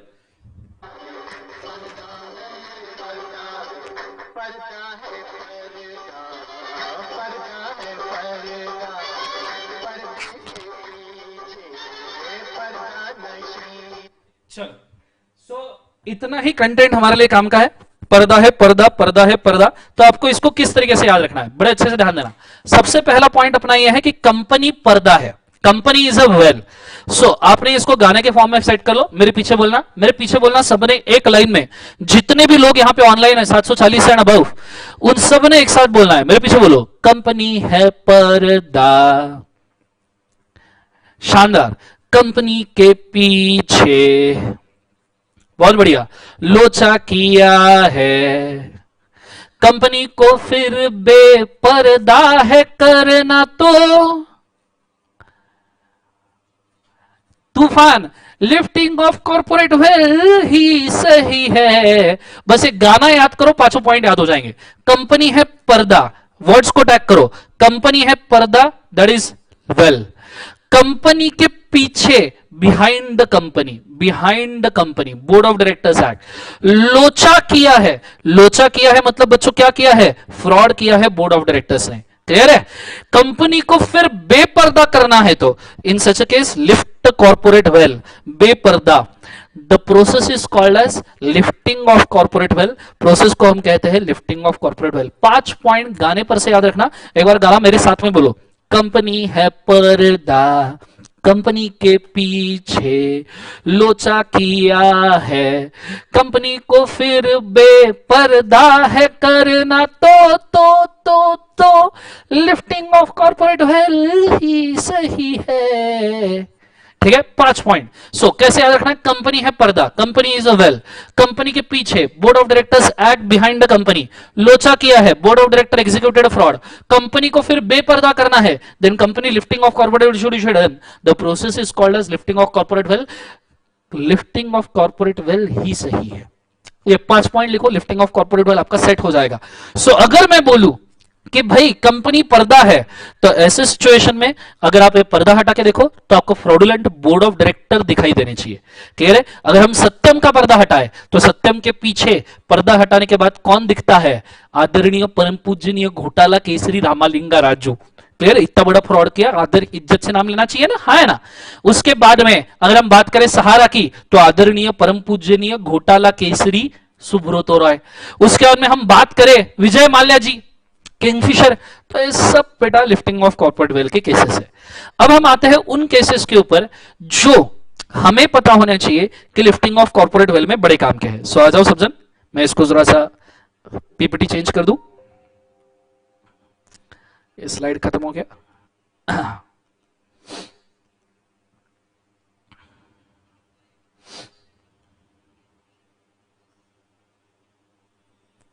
Okay, सो अब मैं शुरू कर रहा हूं लिफ्टिंग ऑफ कॉर्पोरेट वेल के केसेस के साथ में। सबसे पहला लिफ्टिंग ऑफ कॉर्पोरेट वेल का case, that is the first one, Dinshaw Maneckji Petit. Dinshaw Maneckji Petit के अंदर क्या हुआ था, now he is original, this is original photo of Dinshaw Maneckji Petit का। ये एक ऐसा पर्सन था जो अंग्रेजों के जमाने में इंडिया का सबसे बड़ा मिल इंडस्ट्री ओन करता था। इंडिया का सबसे पहला क्लोथ मिल आई गेस इसी पर्सन ने सेट किया है, और इंडिया के सबसे बड़े क्लोथ मिल इन्हीं के थे उस वक्त। अब इनको इस क्लोथिंग मिल से बड़े पैमाने पर डिविडेंड और इंटरेस्ट इनकम आता था। अब डिविडेंड और इंटरेस्ट इनकम लोग इधर उधर लगाते थे और इंडस्ट्रीज अच्छे से सेट नहीं होती थी, इसलिए गवर्नमेंट ने उस वक्त एग्जम्पशन निकाल के रखा था कि अगर आप डिविडेंड और इंटरेस्ट इनकम नए कंपनीज में इन्वेस्ट करो तो आपका डिविडेंड और इंटरेस्ट इनकम टैक्स फ्री हो जाएगा। ये ब्रिटिशर्स का प्रोविजन था। तो दिनशॉ मानिक जी पेटिट ने 4 डमी कंपनीज बनाई और ये पूरा का पूरा डिविडेंड और इंटरेस्ट इनकम ये 4 कंपनीज में डाल दिया, जिसकी वजह से उनका इनकम टैक्स फ्री हो गया। जैसे ही उनका इनकम टैक्स फ्री हो गया, उन्होंने 4 कंपनी से ये पूरा पैसा लोन करके वापस ले लिया। अब जब ये 4 कंपनी से पूरा पैसा लोन करके वापस ले लिया, ऑब्वियस सी बात है, मुझे एक बात बताओ, ये कंपनी बिजनेस करने के लिए बनाई है या सिर्फ पैसा घुमाने के लिए और टैक्स बचाने के लिए बनाई है? तो टैक्स बचाने के लिए बनाई है। दैट्स व्हाई ये 4 कंपनीज का पर्दा उठाना पड़ेगा, लिफ्टिंग ऑफ कॉर्पोरेट वेल करना पड़ेगा, और तब जाके हमें पता चलेगा कि culprit is Dinshaw Maneckji Petit. ये चीज को आपको समझना बड़े अच्छे तरीके से जरूरी है। ये चीज होने के बाद में, अच्छा, इसके अंदर जो बड़ा काम का वर्ड है दिनशॉ मानिक जी पेटिट में, that is protection of revenue. Revenue मतलब लैंड रेवेन्यू, मतलब टैक्सेस। लैंड रेवेन्यू मतलब इस देश की धरती पे जितना रेवेन्यू गवर्नमेंट जनरेट करती है, लैंड रेवेन्यू। ऐसा ही एक और केस हुआ था Juggilal versus CIT, Juggilal versus commissioner of income tax. फिर ये चीज होने के बाद में दूसरा केस है Daimler company versus continental tyre and rubber company of great Britain limited. इस केस में क्या हुआ था, एक जर्मन कंपनी थी। अब इसमें से 2 कंपनीज के आपको नाम पता होगा, नहीं 2 तो एटलीस्ट एक कंपनी आपको पता ही होगी। जर्मन कंपनी थी जिसका नाम था डैमलर कंपनी, एक टायर मैन्युफैक्चरिंग कंपनी थी। इसकी सब्सिडरी ब्रिटिश कंपनी थी जिसका नाम था कॉन्टिनेंटल टायर्स। अब कॉन्टिनेंटल टायर आपने सब जगह देखा होगा, एक घोड़े के साइन वाला एक कॉन्टिनेंटल टायर, ऐसा लोगो आपने देखा होगा। अब सेकेंड वर्ल्ड वॉर का समय था जब जर्मनी और ब्रिटिश के बीच में झगड़ा हुआ था। जर्मनी से हिटलर, हेल हिटलर बोलो हाँ है ना, और ब्रिटिशर्स, इनके बीच में झगड़ा हुआ। जिस सिचुएशन में सब्सिडरी कंपनी होल्डिंग कंपनी को शेयर ट्रांसफर या पैसा ट्रांसफर करना चाहती थी, लेकिन जब आप पर्दा उठा के देखोगे होल्डिंग कंपनी का तो आपको देखेगा that is a align enemy. Sorry sorry sorry, आपके हिसाब से एलियन एनिमी। ये आज तक मेरे को समझ में नहीं आता कि ये एलियन एनिमी कंसेप्ट आया कहां से। एलियन है, मंगल ग्रह से बुलाया हमने। It is not alien, it is allied enemy. There are 3 stances, total enemy, allied enemy and alliance. Clear है? टोटल एनिमी मतलब हम आपके सोल्जर्स को मारेंगे, आपकी पब्लिक को भी मारेंगे, सिविलियंस को भी मारेंगे, this is total enemy. Allied enemy मतलब हम सिविलियंस को नहीं मारेंगे, हम सिर्फ सोल्जर्स को मारेंगे या जिन लोगों से थ्रेट लगता है उनको मारेंगे। और फिर उसके बाद में आता है अलायंस, मतलब हम फ्रेंडली राष्ट्र है। क्लियर है? जैसे इंडिया रशिया अलायन। क्लियर है? जैसे इंडिया पाकिस्तान अलायन एनिमी। क्लियर है? जब वॉर होता है वी आर अलायन एनिमी। पर इंडिया के सोल्जर पाकिस्तान के सिविलियन को शूट नहीं करते, ना ही पाकिस्तान के सोल्जर्स इंडिया के सिविलियंस को शूट करते हैं। टोटल एनिमी तो यूनाइटेड नेशन ने बैन करके रखा है। टोटल एनिमी तो सिर्फ वर्ल्ड वॉर 2 के वक्त हुआ करता था। तो यहां पे ऐसे सिचुएशन में जब आप होल्डिंग कंपनी का रेफरेंस उठाओगे तो आपको, मतलब पर्दा उठाओगे तो आपको दिखेगा कि देयर इज अलायन एनिमी। तो भैया सब्सिडरी कंपनी खुद के अलायन एनिमी को प्रॉफिट ट्रांसफर नहीं कर सकती। ये रूल बनाया गया अलायन एनिमी के केस में। कंसेप्ट समझ में आ रहा है सबको? हाँ ना? जोर से बोलो ये सब। नो, इसलिए पर्दा उठाओ होल्डिंग कंपनी का, देखो अलायन एनिमी है क्या। सो यहां पे जो वर्ड काम का है दैट इज एनिमी। अच्छा, ये टेक्स्ट में प्रैक्टिस मैनुअल से उठाया है, इसलिए ये वर्ड बड़े काम के है। हाँ, सो एनिमी वाला कैरेक्टर, पहला वर्ड रेवेन्यू, दूसरा वर्ड एनिमी। फिर जाते हैं तीसरे के ऊपर, जोन्स वर्सेस लिपमैन। इस केस में क्या हुआ था, अब इसके लिए आपको बहुत अच्छा नॉलेज होना चाहिए सेल ऑफ गुड्स एक्ट का। एक सिंपल सा एग्जांपल लेता हूं समझाने के लिए। मिस्टर ए ने व्हाइट हॉर्स बेचा। व्हाइट हॉर्स, हॉर्स निकालना पड़ेगा, हॉर्स ही है। कोई मजाक नहीं उड़ाएगा मेरे ड्राइंग का, मेरे को बचपन में ड्राइंग में आउट ऑफ आउट मार्क हुआ करते थे। ठीक है? सो मिस्टर बी, एक दिन ये व्हाइट हॉर्स मिस्टर ए के अस्तबल में खेल रहा था। मिस्टर बी ने व्हाइट हॉर्स को देखा, उसके ऊपर मिस्टर बी का दिल आ गया। तो मिस्टर बी ने डिसाइड किया मैं ये व्हाइट हॉर्स को परचेस करूंगा। इसने मिस्टर ए से कंफर्म कर लिया और रुपए 5 लाख का चेक दे दिया। पर अभी भी हॉर्स ये ए के अस्तबल में था। एक दिन ए के अस्तबल में सी आया, सी ने देखा कि भाई हॉर्स व्हाइट है, बड़ा अच्छा है, तो सी का भी हॉर्स के ऊपर दिल आ गया। सी का भी हॉर्स के ऊपर क्या आ गया? दिल आ गया। तो सी ने ए को ऑफर किया कि मैं सेम हॉर्स तेरे से 10 लाख में परचेस करना चाहूंगा। ए का ईमान डोल गया और ए ने कैश में व्हाइट हॉर्स को सी को भेज दिया, पोजीशन भी सी को ट्रांसफर हो गया। दिल आ गया। अब दिल आ गया घोड़े पे तो हूर क्या चीज है? समझ में आ रहा है? तो ऐसे सिचुएशन में मुझे एक बात बताओ, व्हाइट हॉर्स किसको जाएगा? आपके पास 4 ऑप्शन है। हाँ, हॉर्स जाएगा ए को, हॉर्स जाएगा बी को, हॉर्स जाएगा सी को, या हॉर्स भाग जाएगा।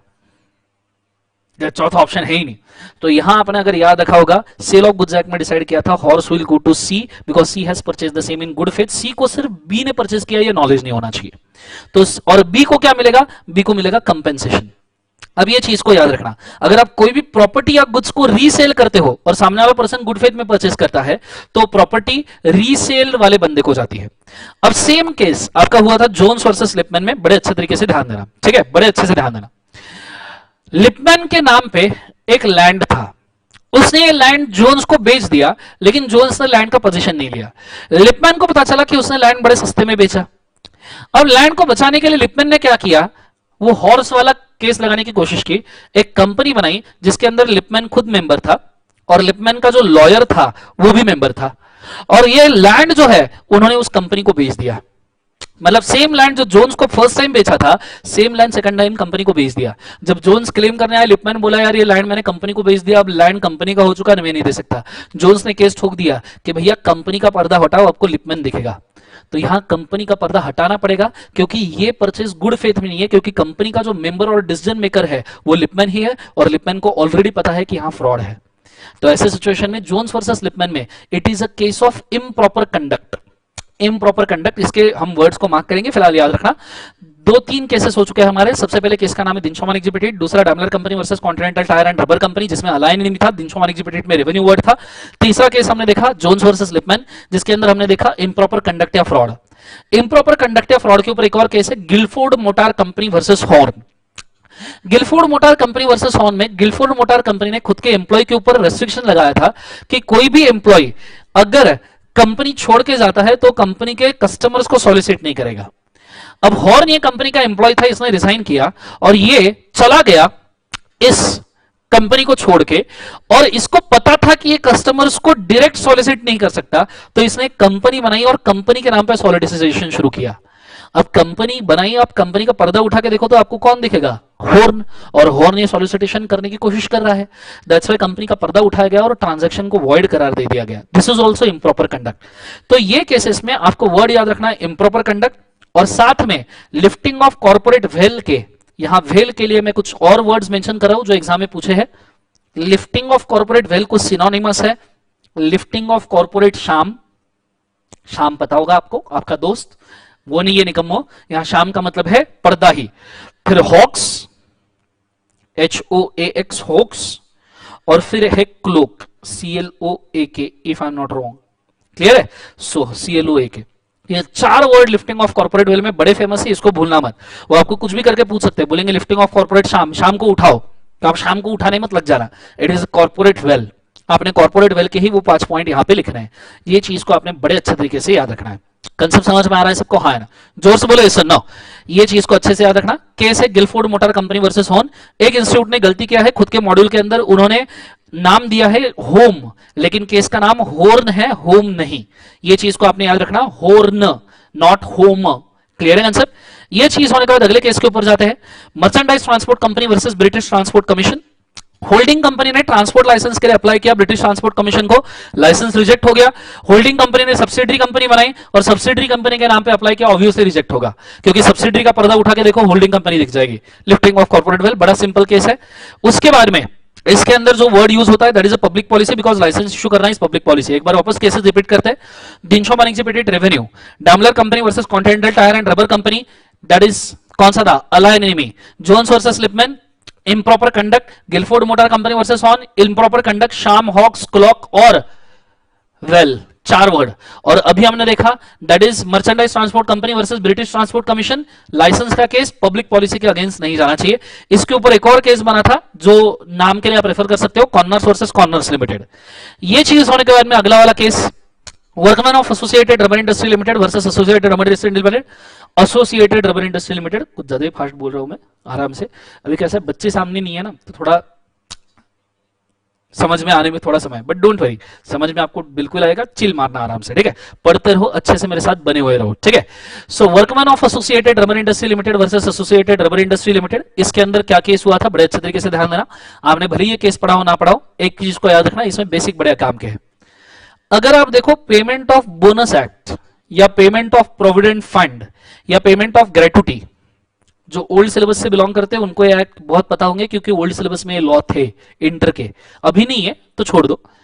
इन एक्ट में ये लिखा है कि अगर आपके कंपनी में 20 से ज्यादा एम्प्लॉइज है तो ऐसे सिचुएशन में आपको बोनस, पीएफ और ग्रेट्युटी देना कंपलसरी है। 20 या उससे ज्यादा एम्प्लॉइज है तो बोनस, ग्रेट्युटी और पीएफ देना कंपलसरी, मतलब 20 से ज्यादा एम्प्लॉय हुए तो कंपलसरी खर्चा बढ़ गया। अब खर्चा बचाने के लिए क्या हुआ था, सिचुएशन को थोड़ा एनालाइज करके समझने की कोशिश करना। खर्चा बचाने के लिए सिचुएशन ये हुआ था, जो ये था कि भैया रबर कंपनी के नाम पे कुछ 19 एम्प्लॉइज हो चुके थे। रबर कंपनी ने देखा कि 20वां एम्प्लॉय आ गया तो वाट लगेगी, इसलिए रबर कंपनी ने सब्सिडरी कंपनी बनाई और सब्सिडरी कंपनी के नाम पे उन्होंने नए एम्प्लॉइज को अपॉइंट करना शुरू किया, ऐसे, ठीक है? वो एम्प्लॉय है, गलत मत सोचना। सो एम्प्लॉइज अपॉइंट करना शुरू किया, होल्डिंग कंपनी के नाम पे 19, सब्सिडरी के नाम पे 19, बोनस वगैरह कुछ मिला ही नहीं किसी को। वर्कमैन को तकलीफ हुई, वर्कमैन ने केस कर दिया। देखो केस जो कर रहे हैं वो है workman of associated rubber industry, उन्होंने कंपनी पे केस कर दिया कि ये गलत है, और ऐसे सिचुएशन में लिफ्टिंग ऑफ कॉर्पोरेट वेल किया गया सब्सिडरी का, और देखा गया कि होल्डिंग कंपनी रिस्पॉन्सिबल है। और यहां पे वर्डिंग आए welfare legislation, bonus act, PF, gratuity, ये वेलफेयर लेजिस्लेशन है। ये कैसे लेजिस्लेशन है? वेलफेयर। तो ये चीज को समझना जरूरी है। Workman of associated rubber industry limited versus associated rubber industry limited. Last case है एफजी फिल्म्स। एक अमेरिकन फिल्म कंपनी थी, कैसी कैसी फिल्म रिलीज करती थी पता नहीं, नाम में ही ए है तो बहुत मुश्किल है। सो अमेरिकन फिल्म कंपनी थी, इसका एक प्रेसिडेंट था जो ब्रिटिश फिल्म कंपनी का भी 100% शेयर होल्डर था। अमेरिकन फिल्म कंपनी ने इंडिया में फिल्म रिलीज करने की कोशिश की, लेकिन India is a very cultural country, तो हमने अमेरिकन फिल्म कंपनी को बैन कर दिया। सेम फिल्म को उस प्रेसिडेंट ने ब्रिटिश कंपनी के नाम से इंडिया में रिलीज करने की कोशिश की। अगर आप ब्रिटिश कंपनी का पर्दा उठाओ तो फिल्म दिखेगी आपको अमेरिकन कंपनी की, तो फिर भी ये फिल्म बैन ही होगी। यह है लिफ्टिंग ऑफ कॉर्पोरेट वेल्थ का लास्ट केस लॉ। कोई एक कंपनी दूसरे कंपनी का एजेंट या ट्रस्टी करके वर्क कर रहा है तो ऐसी सिचुएशन में ये नहीं चलेगा। एक बार मैं सभी केस लॉज को रिपीट कर दूं। पहला, भिंशो वाणिज्य पेटेंट, प्रोटेक्शन ऑफ रेवेन्यू टैक्स वाला case. Daimler company versus continental tyre and rubber company, alien enemy वाला case. Jones versus Lipman, Gilford motor company versus Horne, improper conduct और lifting of corporate wealth, sham cloak hoax वाला case. उसके बाद में merchandise transport company versus British transport commission, public policy licence वाला case. उसके बाद में workman of associated rubber industries limited versus associated rubber industries limited, that is welfare legislation वाला case, bonus PF gratuity. फिर आता है एफजी फिल्म्स वाला case, working as a agent और trustee of the other company, ये वाला case. इतने cases आपको याद होने चाहिए और इतने केसेस आपने लिफ्टिंग ऑफ कॉर्पोरेट वेल्थ में पुट करने हैं, क्योंकि ये सब इंस्टीट्यूट के मॉड्यूल में दिए गए हैं। क्लियर है आंसर सबको? हाँ है ना? ये चीज को बड़े अच्छे से याद रखना। यहां पे आपका लिफ्टिंग ऑफ कॉर्पोरेट वेल्थ भी होता है खत्म। एक बार मैं चाहूंगा केसेस की तरफ ध्यान दो। मैं 2 मिनट का ब्रेक लेता हूं। 2 मिनट मैं ऑफलाइन जा रहा हूं, 2 मिनट में आपने वापस आ जाना। Go for it fast.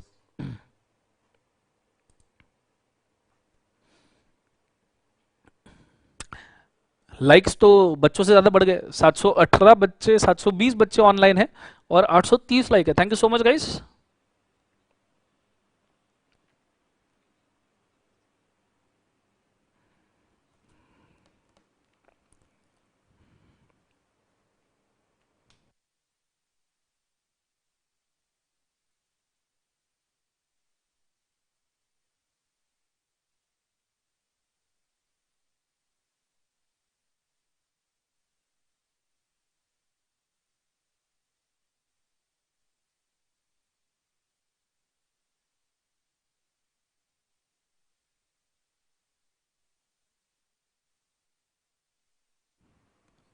चलो done everybody.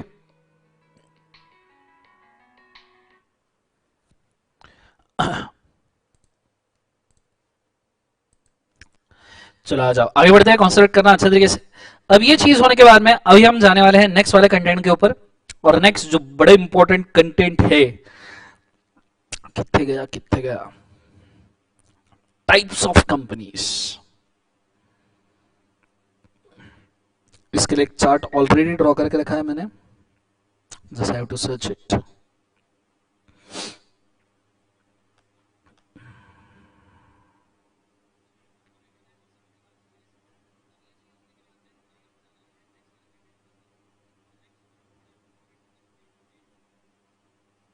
Yes here it is. So types of companies, ठीक है। सब जन ऑनलाइन ही रहना, दम बनाए रखो। आज देख ही लेंगे कि किस में ज्यादा दम है, आप में या मुझ में, ठीक है। चलो let's go. So types of companies, let's start with the types of companies. Let's understand what is the types of company, how it works etcetera. आपने ऑब्वियसली इसको बहुत अच्छे से पहले ही देखा होगा, लेकिन कुछ टेक्निक्स के साथ में इसको याद करने का मैं तरीका बोलूंगा जो आपके लिए काफी काम में आएगा, ठीक है। Let's go. सो 850 से ज्यादा लाइक है, 650 से ज्यादा लोग ऑनलाइन हैं। ऑनलाइन ही रहिएगा, छोड़ के ना जाइएगा। आज आपका नियरली पूरा कंपनी लॉ अपने को वाइप आउट करना है, ठीक है। ऑनलाइन रहेगा। Now types of companies are to be divided into different portions according to incorporation, liability, membership, control, ownership, object, working, ठीक है। अब इस को अगर आपको याद करना है तो मेमोरी टेक्निक आपने याद करना है। आई ला मेरी काऊ, सब जने याद करना क्या है। आई ला मेरी काऊ, एक बार जोर से बोलो क्या है। आई ला मेरी काऊ। आई पर से इनकॉर्पोरेशन, ला पर से लाइबिलिटी, मेरी पर से मेंबरशिप, सी पर से कंट्रोल, ओ पर से ओनरशिप, ओ पर से ऑब्जेक्ट, डब्ल्यू पर से वर्किंग। अब इसमें इनकॉर्पोरेशन में 3 कंपनी है, चार्टर्ड, स्टैट्यूटरी, रजिस्टर्ड। लाइबिलिटी में अनलिमिटेड, लिमिटेड। मेंबरशिप में पब्लिक, प्राइवेट, ओपीसी, जिसका एक और पोर्शन है स्मॉल। कंट्रोल में holding, subsidiary, associate, sister concern. Ownership में government, foreign, third party. Object में section 8 producer company, banking company, insurance company, electricity company, nidhi company etcetera. Working में dormant company, active company, sick company, liquidation company. तो ये चीज को आपको समझना बड़े अच्छे तरीके से जरूरी है, ठीक है। अब मैं सभी डेफिनेशन यहां पे कवर नहीं कर पाऊंगा, लेकिन जो काम के डेफिनेशन है वो हम यहां पे जरूर कवर करेंगे। Let's start with company which is OPC, 1 person company. आ जाइए। वन पर्सन कंपनी के लिए मैंने एक चार्ट बना के रखा है, ये बड़े काम का चार्ट है, बहुत अच्छे तरीके से ध्यान देना। वन पर्सन कंपनी, ये हम रीड करते हैं सेक्शन नंबर 2 सब सेक्शन 62 के साथ, रेड विथ सेक्शन 3 जो फॉर्मेशन इनकॉर्पोरेशन का है, red with rule number 6। Clear है? रूल 6 इसमें बड़ा काम का है, तो बहुत अच्छे से ध्यान देना। ओपीसी में एक मेंबर और एक नॉमिनी होना ही चाहिए, जो इंडिविजुअल होनी चाहिए और जो रेसिडेंट होनी चाहिए, but resident not as per income tax act, resident as per foreign exchange management act. India में कंपनी लॉ के जितने भी रेसिडेंट के डेफिनेशन है, कंपनीज एक्ट में भले रेसिडेंट का डेफिनेशन नहीं है, लेकिन कंपनीज के साथ जो अलाइड लॉज है जैसे फेमा वगैरह, उसमें रेसिडेंट का डेफिनेशन है, तो हम बोलेंगे इनकम टैक्स का डेफिनेशन यहां नहीं चलती। What is residence? जो इंडिया में मोर देन 182 डेज रिसाइडिंग है, उसे हम रेसिडेंट कहते हैं। ओपीसी, अगर आप किसी एक ओपीसी में पप्पा हो, पप्पा मतलब मेंबर और नॉमिनी मतलब बच्चा, अगर आप किसी एक ओपीसी में पप्पा हो, पप्पा हो मतलब मेंबर, तो क्या आप किसी दूसरे ओपीसी में पप्पा हो सकते हो? नहीं, पप्पा किसी एक ही जगह पे। जिंदगी पे मारो ऐसा छापा कि हर गली से आवाज आए पापा पापा, ऐसा नहीं होना चाहिए। तो सिर्फ एक ओपीसी में मेंबर, दूसरे ओपीसी में आप पप्पा ना बनना। अगर आप किसी एक ओपीसी में पप्पा हो तो क्या दूसरे ओपीसी में बच्चा बन सकते हो? आईसीआई के हिसाब से मॉड्यूल में अलाउ किया था। एक ओपीसी में नॉमिनी, दूसरे ओपीसी में मेंबर, अलाउ किया था। एक ओपीसी में नॉमिनी, दूसरे ओपीसी में नॉमिनी, अलाउ किया था। लेकिन जब आपको मेंबरशिप लेने की बारी आएगी ऐसे केस में, तो आपको कोई एक ही कंपनी में मेंबर होना अलाउड है। फिर ओपीसी का maximum paid up capital 50 lakh, OPC का मैक्सिमम थ्रेशोल्ड 2 करोड़। क्लियर है?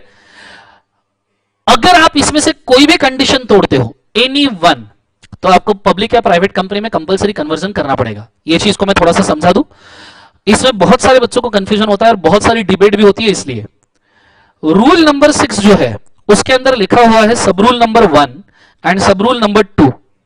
ऊपर मैंने रूल 6 का रेफरेंस दिया ना आपको भी, ये वाला। सो सब रूल 1 और सब रूल 2, जो सब रूल 4 और सब रूल 5 के साथ भी आपने रीड करना चाहिए। सब रूल 1 में बोला है कि अगर आप एनी वन कंडीशन तोड़ते हो तो आपको 6 मंथ्स का ट्रांजिशन पीरियड मिलेगा, जिसके अंदर आपने ओपीसी को कन्वर्ट करना है प्राइवेट कंपनी में या पब्लिक में, आपको 6 महीने मिलेंगे। ये बोला है सब रूल 1 में।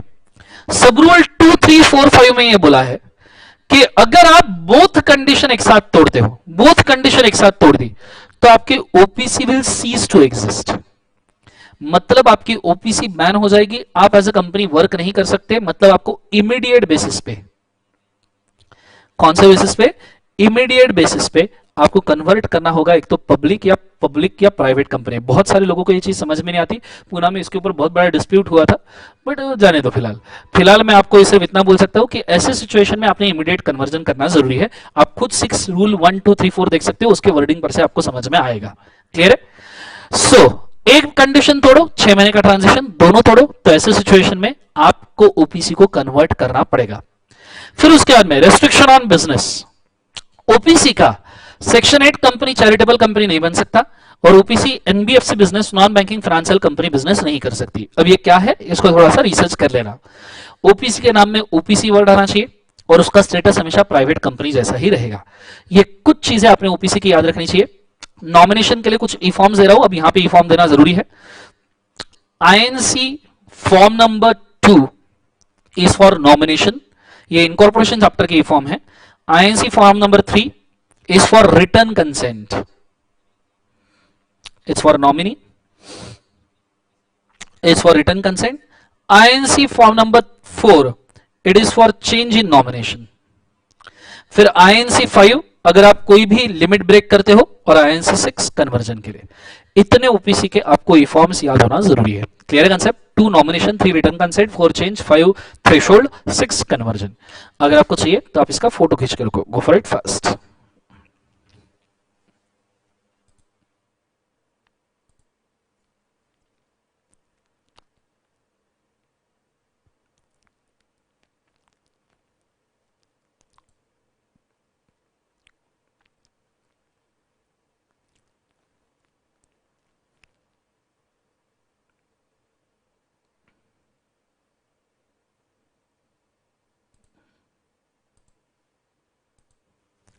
चलो बहुत बढ़िया, यहां तक समझ में आया? फोटो खींच लिया सबने? चलो वेरी गुड। ये चीज होने के बाद में हम दूसरे डेफिनेशन के ऊपर जा रहे हैं, प्राइवेट कंपनी। प्राइवेट कंपनी का जरा एक्शन मेरे साथ साथ में करना, तो जाके समझ में आएगा, अदरवाइज प्राइवेट कंपनी की डेफिनेशन याद नहीं होगी। ठीक है? पहले मैं चाहिए तो आपके लिए डेफिनेशन ओपन करता हूं।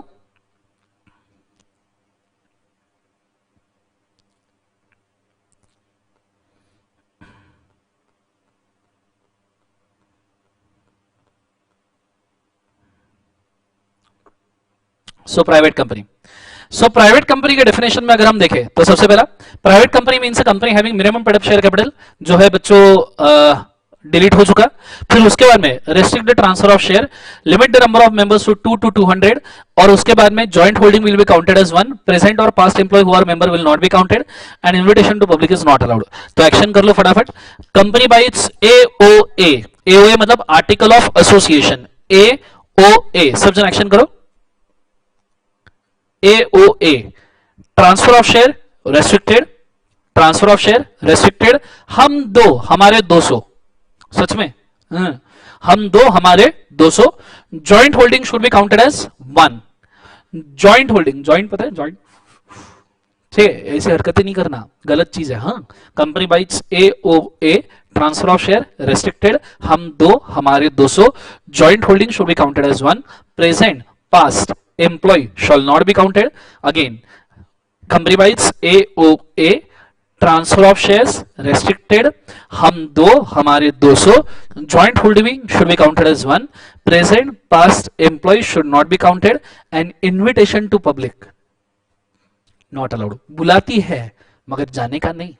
कंसेप्ट समझ में आ रहा है सबको? हाँ है ना, बुलाती है मगर जाने का नहीं, ये प्राइवेट कंपनी है, इधर जाने का नहीं। कंसेप्ट समझ में आ रहा है सबको? हाँ है ना, ये चीज को अच्छे तरीके से याद रखना। क्लियर है कंसेप्ट? सो इसके लिए डायग्राम देख लेते हैं, एक बार अच्छे से ध्यान देना। First and foremost thing, bye its AOA restrict the transfer of share. अब वर्ड यूज किया है रेस्ट्रिक्ट, वर्ड बैन यूज नहीं किया है, वर्ड यूज किया है बच्चों रेस्ट्रिक्ट, बैन वर्ड यूज नहीं किया है। So right to transfer the shares restrict किया है, मतलब आप शेयर ट्रांसफर कर सकते हो मेंबर्स में या ग्रुप ऑफ पर्सन में। ग्रुप ऑफ पर्सन में कौन अलाउड है? रिलेटिव या private placement to group of members. Now relative के डेफिनेशन बहुत सारे लोगों को नहीं पता होता। रिलेटिव के डेफिनेशन है 2 सबसेक्शन 77 में। रिलेटिव रहते हैं साथ साथ, याद करने का तरीका 77 का, रिलेटिव रहते हैं साथ साथ, 2 सबसेक्शन 77, रिलेटिव रहते हैं साथ साथ। क्लियर है? अब रिलेटिव में कौन आता है? 2 स्टेप ऊपर मदर फादर, 2 स्टेप नीचे सन डॉटर, इधर उधर। अब सन को वाइफ से जोड़ो, डॉटर को हस्बैंड से जोड़ो, ब्रदर की वाइफ और सिस्टर का हस्बैंड, दीदी भाभी, दीदी नहीं भाभी और जीजू, जीजू जीजू जीजू, तो भाभी और जीजू ये रिलेटिव में नहीं आते। क्लियर है? Mother father brother sister son daughter wife और husband, son's wife daughter husband, और खुद का स्पाउस, इसलिए सैड स्माइल आया, शादी एक हादसा है। सो खुद का स्पाउस, ये लोग रिलेटिव के अंदर काउंट नहीं किए जाते। तो रिलेटिव है बच्चों 9, रिलेटिव कितने हैं? 9। इसमें से अगर सन्स वाइफ और डॉटर हस्बैंड निकाल दो तो जिन लोगों के साथ ब्लड रिलेशन होता है वो क्लोज रिलेटिव होते हैं। जैसे सन की वाइफ के साथ ब्लड रिलेशन होता है क्या? डॉटर के हस्बैंड के साथ होता है क्या? खुद के स्पाउस के साथ होता है क्या? हाँ, खुद का स्पाउस खून पीता है इसलिए ब्लड रिलेशन होता है, इसलिए उसको क्लोज रिलेटिव में गिनते हैं। तो क्लोज रिलेटिव 9, ये दोनों नीचे के छोड़ दो तो क्लोज रिलेटिव कितने हो जाएंगे? 7। क्लियर है? याद रखने के लिए क्रिस्टियानो रोनाल्डो का टी शर्ट नंबर है 7, CR7। क्लियर है? तो क्लोज रिलेटिव 7, रिलेटिव 9। तो आप रिलेटिव को शेयर ट्रांसफर करो, प्राइवेट कंपनी है, प्राइवेट प्लेसमेंट में ट्रांसफर करो, चलेगा। प्राइवेट प्लेसमेंट हम सेक्शन 42 में देखने वाले, टेंशन लेने की जरूरत नहीं। फिर मिनिमम ओपीसी में 1 मेंबर, प्राइवेट कंपनी में 2, मैक्सिमम मेंबर्स 200। मैक्सिमम कितने members? 200। Joint holding will be counted at 1, present past employees should be excluded from the number of members. इसके ऊपर एग्जाम में सवाल पूछा गया है। हाँ, invitation to public not allowed, बुलाती है मगर जाने का नहीं, ये प्राइवेट कंपनी है, इधर जाने का नहीं। क्लियर है concept? Minimum board of director 2, maximum board of director 15 हो सकते हैं। यह है प्राइवेट कंपनी का डेफिनेशन 2 सबसेक्शन 68। मैं चाहूंगा इसका भी फोटो खींच के रखो अगर आपको चाहिए तो, go for it fast.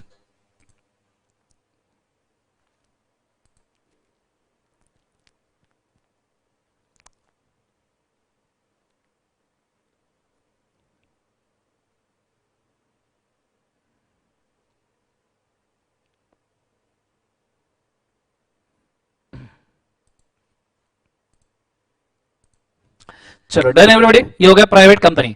Private company के बाद अगला डेफिनेशन आता है पब्लिक कंपनी का। पब्लिक कंपनी का डेफिनेशन तो तुम्हारी जिंदगी तरीके से क्लियर है एकदम। Public company which is not a private, minimum members 7, और subsidiary of public company will be deem public company. 3 point याद रखने, which is not private, minimum members 7 and which is a deem public company. बात खत्म, concept समझ में आ रहा है? Subsidiary of public is a deem public company. फिर डेफिनेशन आती है सब्सिडरी कंपनी की 2 सबसेक्शन 87 में। क्लियर है?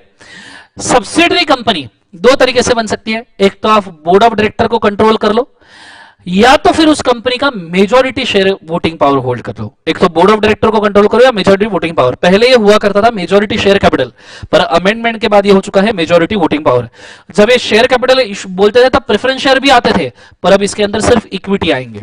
हाँ, प्रेफरेंस तभी आएंगे नॉर्मल कुछ केसेस जब प्रेफरेंस को वोटिंग राइट मिलता है। वी नो दिस, सेक्शन 47 में लिखा गया है प्रेफरेंस शेयर क्यूमुलेटिव है, 2 साल का डिविडेंड अरियर में है तो वोटिंग राइट मिलते हैं, but that is a rare case. Clear है? सो यहां वोटिंग पावर में सिर्फ इक्विटी शेयर आएंगे। मेजॉरिटी वोटिंग पावर होल्ड करो तो सब्सिडरी बनेगी, बोर्ड ऑफ डायरेक्टर का कंट्रोल करो कंपोजिशन तो सब्सिडरी बनेगी। उसके बाद में नेक्स्ट डेफिनेशन जो काम की है मैं उसके ऊपर जाना चाहूंगा। नेक्स्ट डेफिनेशन जो काम की है that is a small company. Small company के ऊपर जाते हैं, आ जाओ। मैंने चार्ट बना के रखे हैं, I have to just find it out.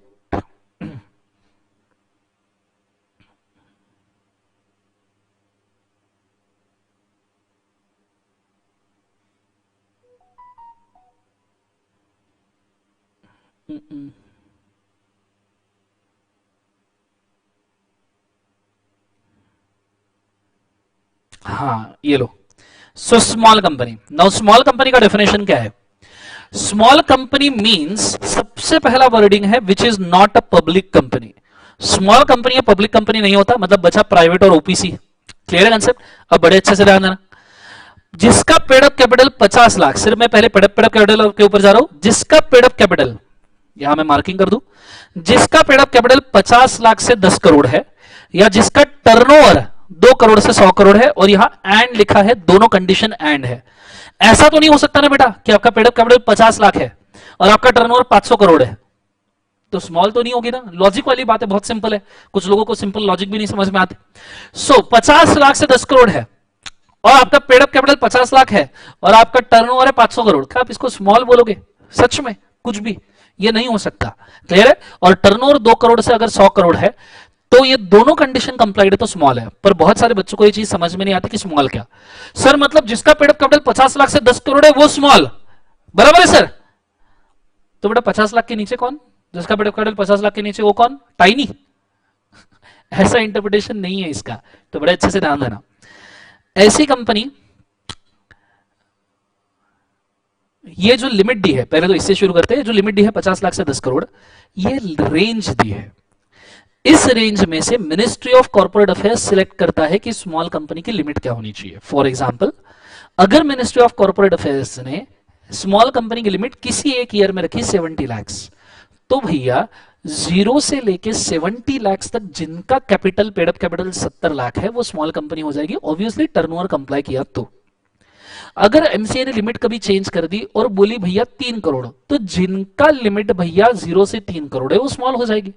अगर एमसीए ने लिमिट कभी चेंज कर दी, बोली 9 करोड़, तो जिनका लिमिट 0 से लेकर 9 करोड़ है वो स्मॉल कंपनी हो जाएगी। इस तरीके से स्मॉल कंपनी समझते हैं।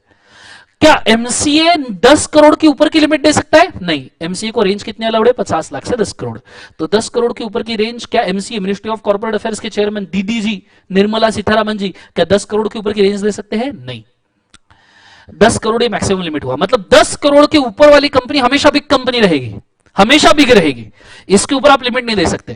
क्या दीदी जी 50 लाख के नीचे, दीदी जी निर्मला सीतारामन दीदी जी का 50 लाख के नीचे लिमिट दे सकते हैं? नहीं। कम से कम रेंज 50 लाख रखनी है। मतलब 50 लाख के नीचे वाली हर कंपनी कंपलसरीली स्मॉल रहेगी। कैसे स्मॉल रहेगी? कंपलसरीली। ये चीज को समझना आपको बहुत जरूरी है कि भैया 50 लाख के नीचे कंपलसरी स्मॉल, 10 करोड़ के आगे कंपलसरी बिग, इसके बीच में खेलते रहो। ये साल टू साल वेराई हो सकता है। Same with the turnover, 2 crore से 100 करोड़ रेंज है बच्चों। मिनिस्ट्री ने कभी 3 करोड़ बोला तो 0 से लेकर 3 करोड़ के टर्नओवर वाली का हर कंपनी स्मॉल हो जाएगी। मिनिस्ट्री ने कभी बोला कि भैया 50 करोड़, तो 0 से लेकर 50 करोड़ वाली हर कंपनी स्मॉल हो जाएगी। मिनिस्ट्री ने कभी बोला 99.99 करोड़, तो 0 से लेकर 99.99 वाली भी स्मॉल हो जाएगी।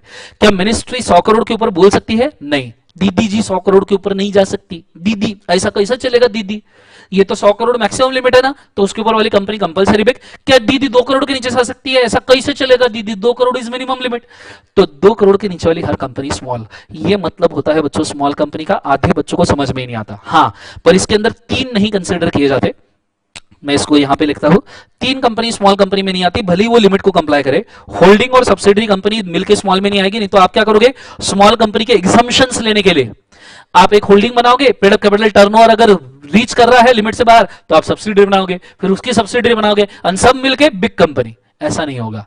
तो होल्डिंग सब्सिडरी स्मॉल नहीं होती, स्टैट्यूटरी कंपनी स्मॉल नहीं होती, स्टैट्यूटरी कंपनी कभी भी स्मॉल कंसिडर नहीं की जाती बिकॉज वो स्पेसिफिक लॉ में बनाई गई है, तो ऐसी कंपनी स्मॉल कंसिडर नहीं होती। Holding subsidiary, statutory company, these are not the small company, and if I am not wrong section 8 company भी या एनबीएफसी भी स्मॉल नहीं होती, इसको एक बार हम चेक कर लेंगे कि एनबीएफसी और सेक्शन 8 कंपनी है कभी भी स्मॉल नहीं होती। तो मैं चाहूंगा इस चार्ट को आप लिख के रखो एक बार, गो फॉर इट, या इसका फोटो खींच लो, बड़े काम में आएगा आपका, बड़ा अच्छा चार्ट है, गो फॉर इट फास्ट।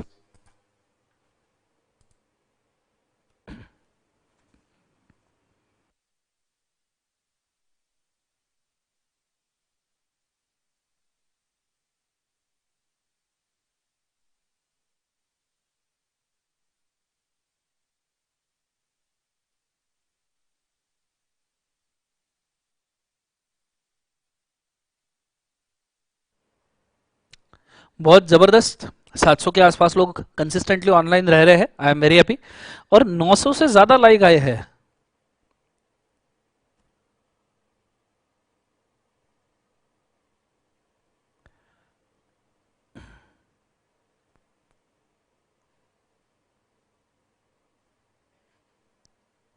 चलो बहुत बढ़िया, शानदार।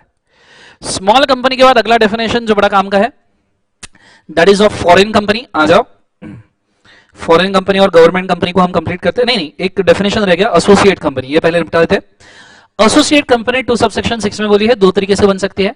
जब एक कंपनी किसी दूसरे कंपनी का 20% होल्ड करती है तो उसे एसोसिएट कहते हैं या उसे जॉइंट वेंचर कहते हैं, पर इसमें बहुत सारे बच्चों को दिक्कत होती है, जरा ध्यान देना, बच्चे एसोसिएट कंपनी को इंटरप्रेट नहीं कर पाते, ध्यान देना। जैसे सब्सिडरी के साथ कंपेयर करता हूं, एच लिमिटेड ने एस लिमिटेड में मेजॉरिटी वोटिंग पावर होल्ड किया, तो S limited is a subsidiary for H limited, S limited is a subsidiary for H limited. इसी तरीके से पी लिमिटेड अगर क्यू लिमिटेड में 20% वोटिंग पावर होल्ड कर रहा है तो Q limited is associate for P limited, but P limited is nothing for Q limited. मतलब पी लिमिटेड क्यू लिमिटेड के लिए कुछ नहीं है, सिर्फ ये होल्ड करने वाली, सब्सटेंशियल शेयर कैपिटल होल्ड करने वाली कंपनी है। Q limited is associate for P limited. जैसे एस लिमिटेड एच लिमिटेड के लिए सब्सिडरी है, तो क्या एच लिमिटेड एस के लिए सब्सिडरी हो जाती है? नहीं। उसी तरीके से पी लिमिटेड के लिए अगर क्यू एसोसिएट है, पी लिमिटेड के लिए क्यू अगर एसोसिएट है, तो क्यू के लिए पी का स्टेटस सिर्फ सब्सटेंशियल शेयर होल्डर होगा।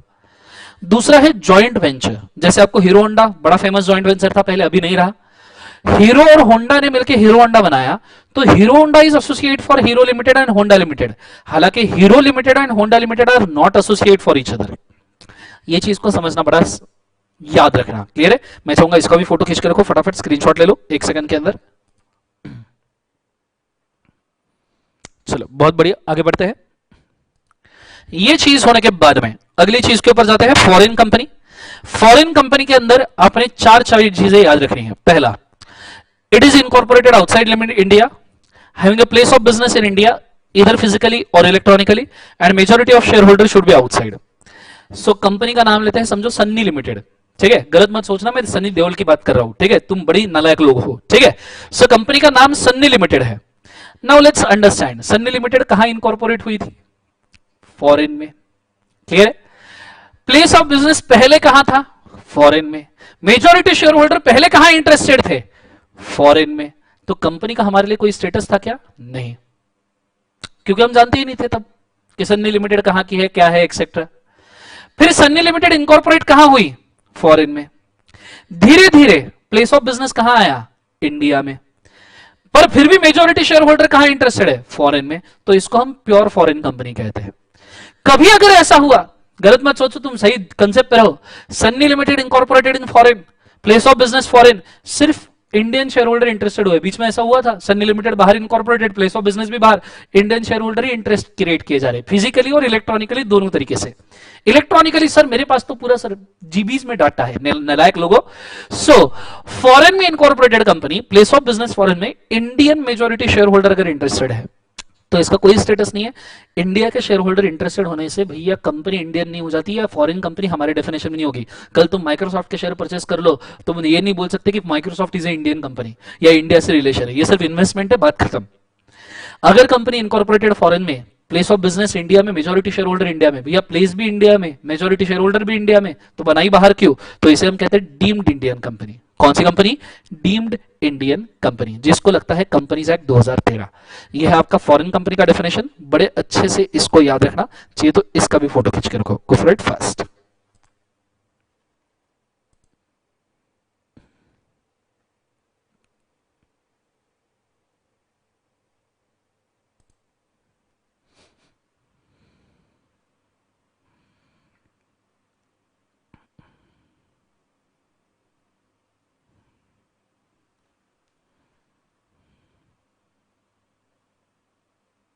चलो डन एवरीबॉडी। ये चीज होने के बाद में हम अगले कंटेंट के ऊपर जा रहे हैं, बड़े अच्छे तरीके से ध्यान देना, कॉन्सेंट्रेट करना, डबल ट्रिपल चौबल जितना भी हो सकता है उतना ज्यादा, ठीक है। फॉरेन कंपनी के बाद में अगला डेफिनेशन के ऊपर हम बढ़ रहे हैं। एसोसिएट हो गया, सब्सिडरी हो गया, स्मॉल हो गया,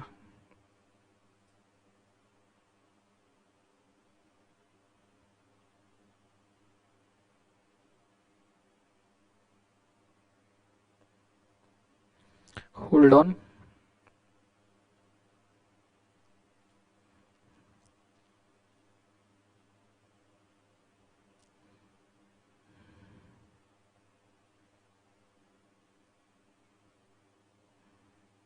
हाँ एक डेफिनेशन काम का बचा है, that is government company. Government company का मतलब क्या होता है? गवर्नमेंट कंपनी मीन्स ए कंपनी जिसके अंदर 51% of paid up share capital is इधर हेल्ड बाय सीजी और एसजी और बोथ, और a company which is subsidiary of government company will also be considered as government company। ये चीज को आपको समझना जरूरी है, क्लियर है? लेकिन बहुत सारे बच्चों को गवर्नमेंट कंपनी और गवर्नमेंट कंट्रोल्ड कंपनी में डिफरेंस समझ में नहीं आता। अब मैं यहाँ पे एक एग्जांपल दे रहा हूँ, जरा अच्छे से समझना। वंदे मातरम लिमिटेड एक कंपनी है जिसका 30% सीजी ने होल्ड किया है और 25% एलआईसी ने होल्ड किया है। क्या ये गवर्नमेंट कंपनी है? सोचो सोचो, ये इधर मत जाओ, इधर लिखा हुआ है बट जाना मत, लॉजिक लगाना खुद का। तो अगर आप सोचोगे तो सीजी ने 30% होल्ड किया है, 25% एलआईसी ने, अपरेंटली ऐसा लगेगा गवर्नमेंट कंपनी है, पर ये डेफिनेशन में कहीं नहीं बैठता। ना ही 51% पेड अप कैपिटल सीजी ने होल्ड किया है, ना ही it is a subsidiary of government company, तो it is not government company as per definition. तो इसके लिए एक नया कंसेप्ट आता है, अ कंपनी जिसके अंदर 51% of paid up share capital या उससे ज्यादा, अगर सीजी या एसजी या कॉर्पोरेशन ऑफ सीजी या कॉर्पोरेशन ऑफ एसजी या कोई भी गवर्नमेंट कंपनी होल्ड करता है टुगेदर या इन द कॉम्बिनेशन, तो ऐसे सिचुएशन हम उसको कहते हैं गवर्नमेंट कंट्रोल्ड कंपनी। क्या कहते हैं? Government controlled company. ये चीज को आपको समझना जरूरी है। इसके हिसाब से एक और कंसेप्ट आपको क्लियर कर दूं जो बहुत सारे बच्चों को क्लियर नहीं होगा। गवर्नमेंट कंपनी 0 से लेके 20% के लिए हम कहते हैं गवर्नमेंट एसोसिएट कंपनी। मतलब गवर्नमेंट ने किसी कंपनी में 20% तक होल्डिंग लिया तो हम कहते हैं गवर्नमेंट एसोसिएट कंपनी। ऐसा कंपनी जिसमें गवर्नमेंट 40% से ज्यादा होल्डिंग लेता है हम उसको कहते हैं पीएसयू। ये मेरे मन से नहीं बोल रहा, पीएसयू पीएसयू आपने सुना होगा, Indian railway is a PSU, SBI is a PSU, BSNL is a PSU. ये मैं बोल रहा हूं पेमेंट ऑफ बोनस एक्ट के अंदर ये चीज लिखी है कि पीएसयू का मतलब क्या है। 51% अगर गवर्नमेंट कंपनी होल्ड करती है तो हो जाता है भैया गवर्नमेंट कंपनी प्रॉपर। अगर 51% गवर्नमेंट होल्ड करती है तो गवर्नमेंट कंपनी, और 75% अगर गवर्नमेंट होल्ड करती है तो it is substantially government controlled company. ये गवर्नमेंट कंपनी के टाइप्स होते हैं, ठीक है? तो मैं चाहूंगा इसका भी फोटो खींच के रखो, ये आपके काम में आएगा बड़े अच्छे से, ठीक है? स्क्रीनशॉट लेके रखना। Go for it fast.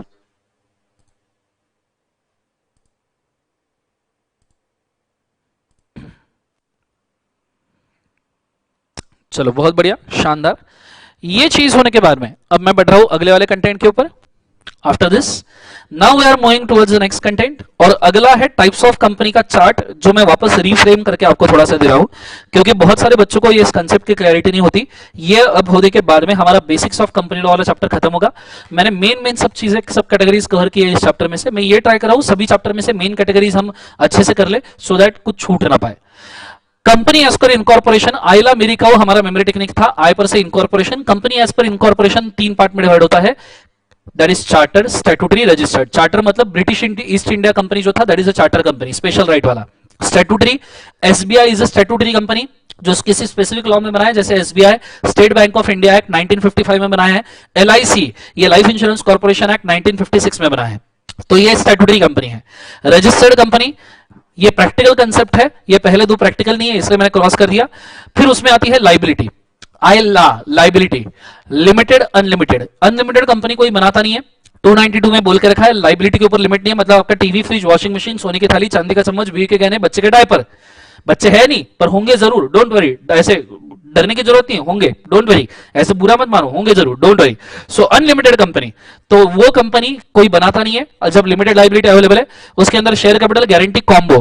Guarantee भी नॉर्मली कोई लेता नहीं है, कॉम्बो भी कोई नॉर्मली नहीं करता है, तो practically share capital company exist करती है। मैं ऐसा नहीं बोल रहा कि ये होती ही नहीं है, होती है पर इतनी ज्यादा नहीं। उसमें पब्लिक, प्राइवेट, प्राइवेट में 2, private company OPC, public 271, private 268, OPC 262, और फिर इनके डिवीजन होते हैं holding, subsidiary, associate, sister concern, ownership, government, foreign, third person. Object के हिसाब से section 8 banking company, insurance company, NBFC, producer company, electric, जितने ऑब्जेक्ट उतनी company, software company, real estate company, जो भी है। वर्किंग के हिसाब से dormant company, active company, sick company, liquidation. अब यहां मैं शॉर्ट में इनको कंप्लीट करूं जो नहीं हुए हैं। सिस्टर कंसर्न कंपनी, एक ही होल्डिंग की 2 सब्सिडरीज, ड्रॉ ही कर देता हूं ना। समझो अगर मैं ऐसा बोलूं कि भैया Ash limited is a holding company जिसकी 2 सब्सिडरीज है, सल्लू लिमिटेड। तुम अलग चीज से कनेक्ट मत करना, मैं सिर्फ जेन्युइन एग्जांपल दे रहा हूं। आई am not responsible for what you think, I am responsible for what I talk. So Sallu limited, और दूसरा अभी लिमिटेड। कौन लिमिटेड? अभी लिमिटेड, या विवेक लिमिटेड भी ले सकते हो, एक ले लो, और तीसरा भी ले लो, विवेक लिमिटेड। ठीक है। अब एक होल्डिंग 3 सब्सिडरी, तो ये तीनों की तीनों सब्सिडरी एक दूसरे की सिस्टर कंसर्न है। अब सिस्टर ही क्यों, ब्रदर कंसर्न क्यों नहीं? कंपनी को थोड़ा स्त्रीलिंगी रेफरेंस दिया जाता है ना, फीमेल रेफरेंस। कंपनी मिट गई, बर्बाद हो गई, बन गई, चल रही थी, जबरदस्त कंपनी है, तो इसलिए सिस्टर कंसर्न। कंपनी था, मिट गया, बर्बाद हो गया नहीं बोलते ना, नहीं तो ब्रदर कंसर्न बोलते थे, तो एक सिस्टर कंसर्न टर्म है। फिर उसके बाद में गवर्नमेंट कंपनी, फॉरेन कंपनी हमारा हो चुका है। Third person is not practical, तो उसको स्किप कर दो। सेक्शन 8 हम सेक्शन 8 में देखेंगे। बैंकिंग का काम नहीं है, इंश्योरेंस का काम नहीं है, एनबीएफसी का काम नहीं है, प्रोड्यूसर नहीं, इलेक्ट्रिसिटी नहीं, एक्सेट्रा। डोरमेंट कंपनी मतलब क्या? डोरमेंट कंपनी सीए फाइनल पे आता है 455 में, फिर भी बोल दू काम का है, जो इनकॉर्पोरेट इंडिया में हुआ है, जो इनकॉर्पोरेट कहां हुआ है? इंडिया में, लेकिन अभी तक बिजनेस शुरू नहीं किया, या शुरू किया पर बीच में बंद है। अगर ऐसा कंपनी जो नाम के लिए बना है पर बिजनेस नहीं कर रहा, उसे हम कहते हैं डोरमेंट कंपनी। ये डोरमेंट कंपनी आप बना सकते हो एमएससी, ई फॉर्म बोल रहा हूं, एमएससी फॉर्म नंबर 1 में, जिसका सर्टिफिकेट आपको मिलता है एमएससी फॉर्म नंबर 2 में। सो अप्लाई करो 1 में, सर्टिफिकेट मिलेगा 2 में। ये चीज को याद रखना, that is dormant company. Dormant company maximum 5 साल एग्जिस्ट करती है, 5 साल के बाद इसको डिसॉल्व कर देगा अगर ये वापस बिजनेस नहीं करती तो। एक्टिव कंपनी मतलब जो बिजनेस कर रही है। सिक कंपनी जो सिक इंडस्ट्रियल कंपनीज एक्ट में नोटिफाई की है, ये आपके कोर्स में नहीं है। और लिक्विडेशन कंपनी जो फिलहाल लिक्विडेशन में है, जिसका वाइंडिंग अप हो रहा है। तो ये है आपका टाइप्स ऑफ कंपनीज वाला चार्ट। इसी लॉजिक से इसको याद रखना। So main categories of company सिर्फ ये 3 होते हैं, पब्लिक, प्राइवेट, ओपीसी। ये क्यों होते हैं ये मैंने यहां पे एक्सप्लेन कर दिया। क्लियर है? मैं चाहूंगा इस चार्ट के भी फोटो खींच के रखो, मैं आधा आधा ट्रैक करता हूं, जस्ट मेरे को जाने दो। ओके, खींच लो फोटो इसके। ले लिया पहला स्क्रीनशॉट, वेरी गुड। दूसरा ले लिया, दूसरा स्क्रीनशॉट, बहुत बढ़िया। चलो, सो यहां पे सब्सटेंशियल पोर्शन हमारा खत्म होता है हमारे इस चैप्टर का। होल्ड। लास्ट चीज जो बाकी है वो ये बाकी है कि भैया कंपनीज एक्ट का हिस्ट्री देखो। अथॉरिटी स्ट्रक्चर हो गया, चैप्टर स्ट्रक्चर हो गया, डेफिनेशंस, प्रिलिमिनरी वगैरह सब कुछ हो गए, पर एक जो आपको पता नहीं है वो है कंपनीज एक्ट 1956 और कंपनीज एक्ट 2013 का डिफरेंस। ये समझना इसलिए जरूरी है क्योंकि बहुत सारे बच्चों को कंपनीज एक्ट 2013 बनाने के पीछे का इंटेंशन ही नहीं पता। कि क्यों कंपनीज एक्ट 2013 बनाया गया। तो ये चीज मेरे को थोड़ा यहां पे बताना पड़ेगा, थोड़ा सा पेशेंस रखना, ये होने के बाद में अपना पहला सेशन कंप्लीट हो जाएगा, ठीक है। सो उसके बाद हम थोड़ा सा ब्रेक लेंगे। सो पहला है कंपनीज एक्ट 1956, दूसरा है कंपनीज एक्ट 2013। सबसे पहले number of section, companies act में 658 सेक्शंस थे 1956 में, कंपनीज एक्ट 2013 में 470 सेक्शंस है, अगर आपको पता होगा तो। पहले के जो चैप्टर्स थे वो कुछ huge large number of chapters थे, ज्यादा ही थे कुछ, लेकिन अभी हमारे पास 29 चैप्टर्स है, जिसमें से 10 चैप्टर आपके सीए इंटर पे एप्लीकेबल है और 19 चैप्टर सीए फाइनल पे।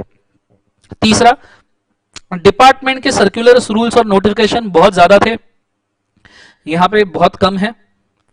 चौथा, फोर्थ वन, कि भाई इंटेंशन ऑफ प्रिपेयरिंग लॉ क्या है। तो companies act 1956 was prepared for the benefit of members first, मतलब मेंबर्स को बेनिफिट मिले, शेयर होल्डर्स को, ये पहला मकसद था। फिर बेनिफिट हम देते थे बोर्ड ऑफ डायरेक्टर्स को, फिर हम बेनिफिट देते थे एम्प्लॉइज को, मतलब सोसाइटी इन्वॉल्वमेंट वगैरह तो कोई ध्यान में ही नहीं था। पर कंपनीज एक्ट 2013 में सबसे पहले आती है बेटा सोसाइटी, बिकॉज ऑफ आदरणीय परम पूजनीय रामालिंगा राजू के लोगों की वजह के हिसाब से। ETY स्पेलिंग को थोड़ा सा एडजस्ट करना, सबको मालूम है मेरी स्पेलिंग माशाअल्लाह है, ठीक है। दूसरा, सोसाइटी के बाद में आता है एनवायरमेंट, एनवायरमेंट के बाद में तीसरा आता है दैट इज स्टेक होल्डर्स, मतलब डिपॉजिटर्स, डिबेंचर्स एक्सेट्रा। फिर आता है शेयर होल्डर्स, फिर आता है board of directors. Sir employees, employees stakeholder में कवर हो गए। उसके बाद में कोई नए प्रोविजंस, कुछ न्यू चेंजेस है ना। ओल्ड कंपनीज एक्ट में जो कंसेप्ट नहीं है वो यहां पे है, जैसे independent director ID, one woman director, ये कुछ नए कंसेप्ट है। CSR जो आपके सिलेबस में है, NFRA नेशनल फाइनेंस, CSR पता है ना, corporate social responsibility, NFRA national financial reporting authority, अगर आपको नहीं पता होगा तो CSR 135 में है, NFRA 132 में है। उसके बाद में चौथा, अगर हम बोले तो ऑडिट कमेटी, रेम्यूनरेशन कमेटी 177, 178 में, तो ऐसे कई सारे प्रोविजन नए बनाए गए हैं। तो ये बेसिक डिफरेंस है ओल्ड कंपनीज एक्ट और न्यू का। अगर आप चाहो तो इसको लिख लो, मैं 1 मिनट के लिए इसको ओपन रखता हूं या स्क्रीनशॉट निकाल लो।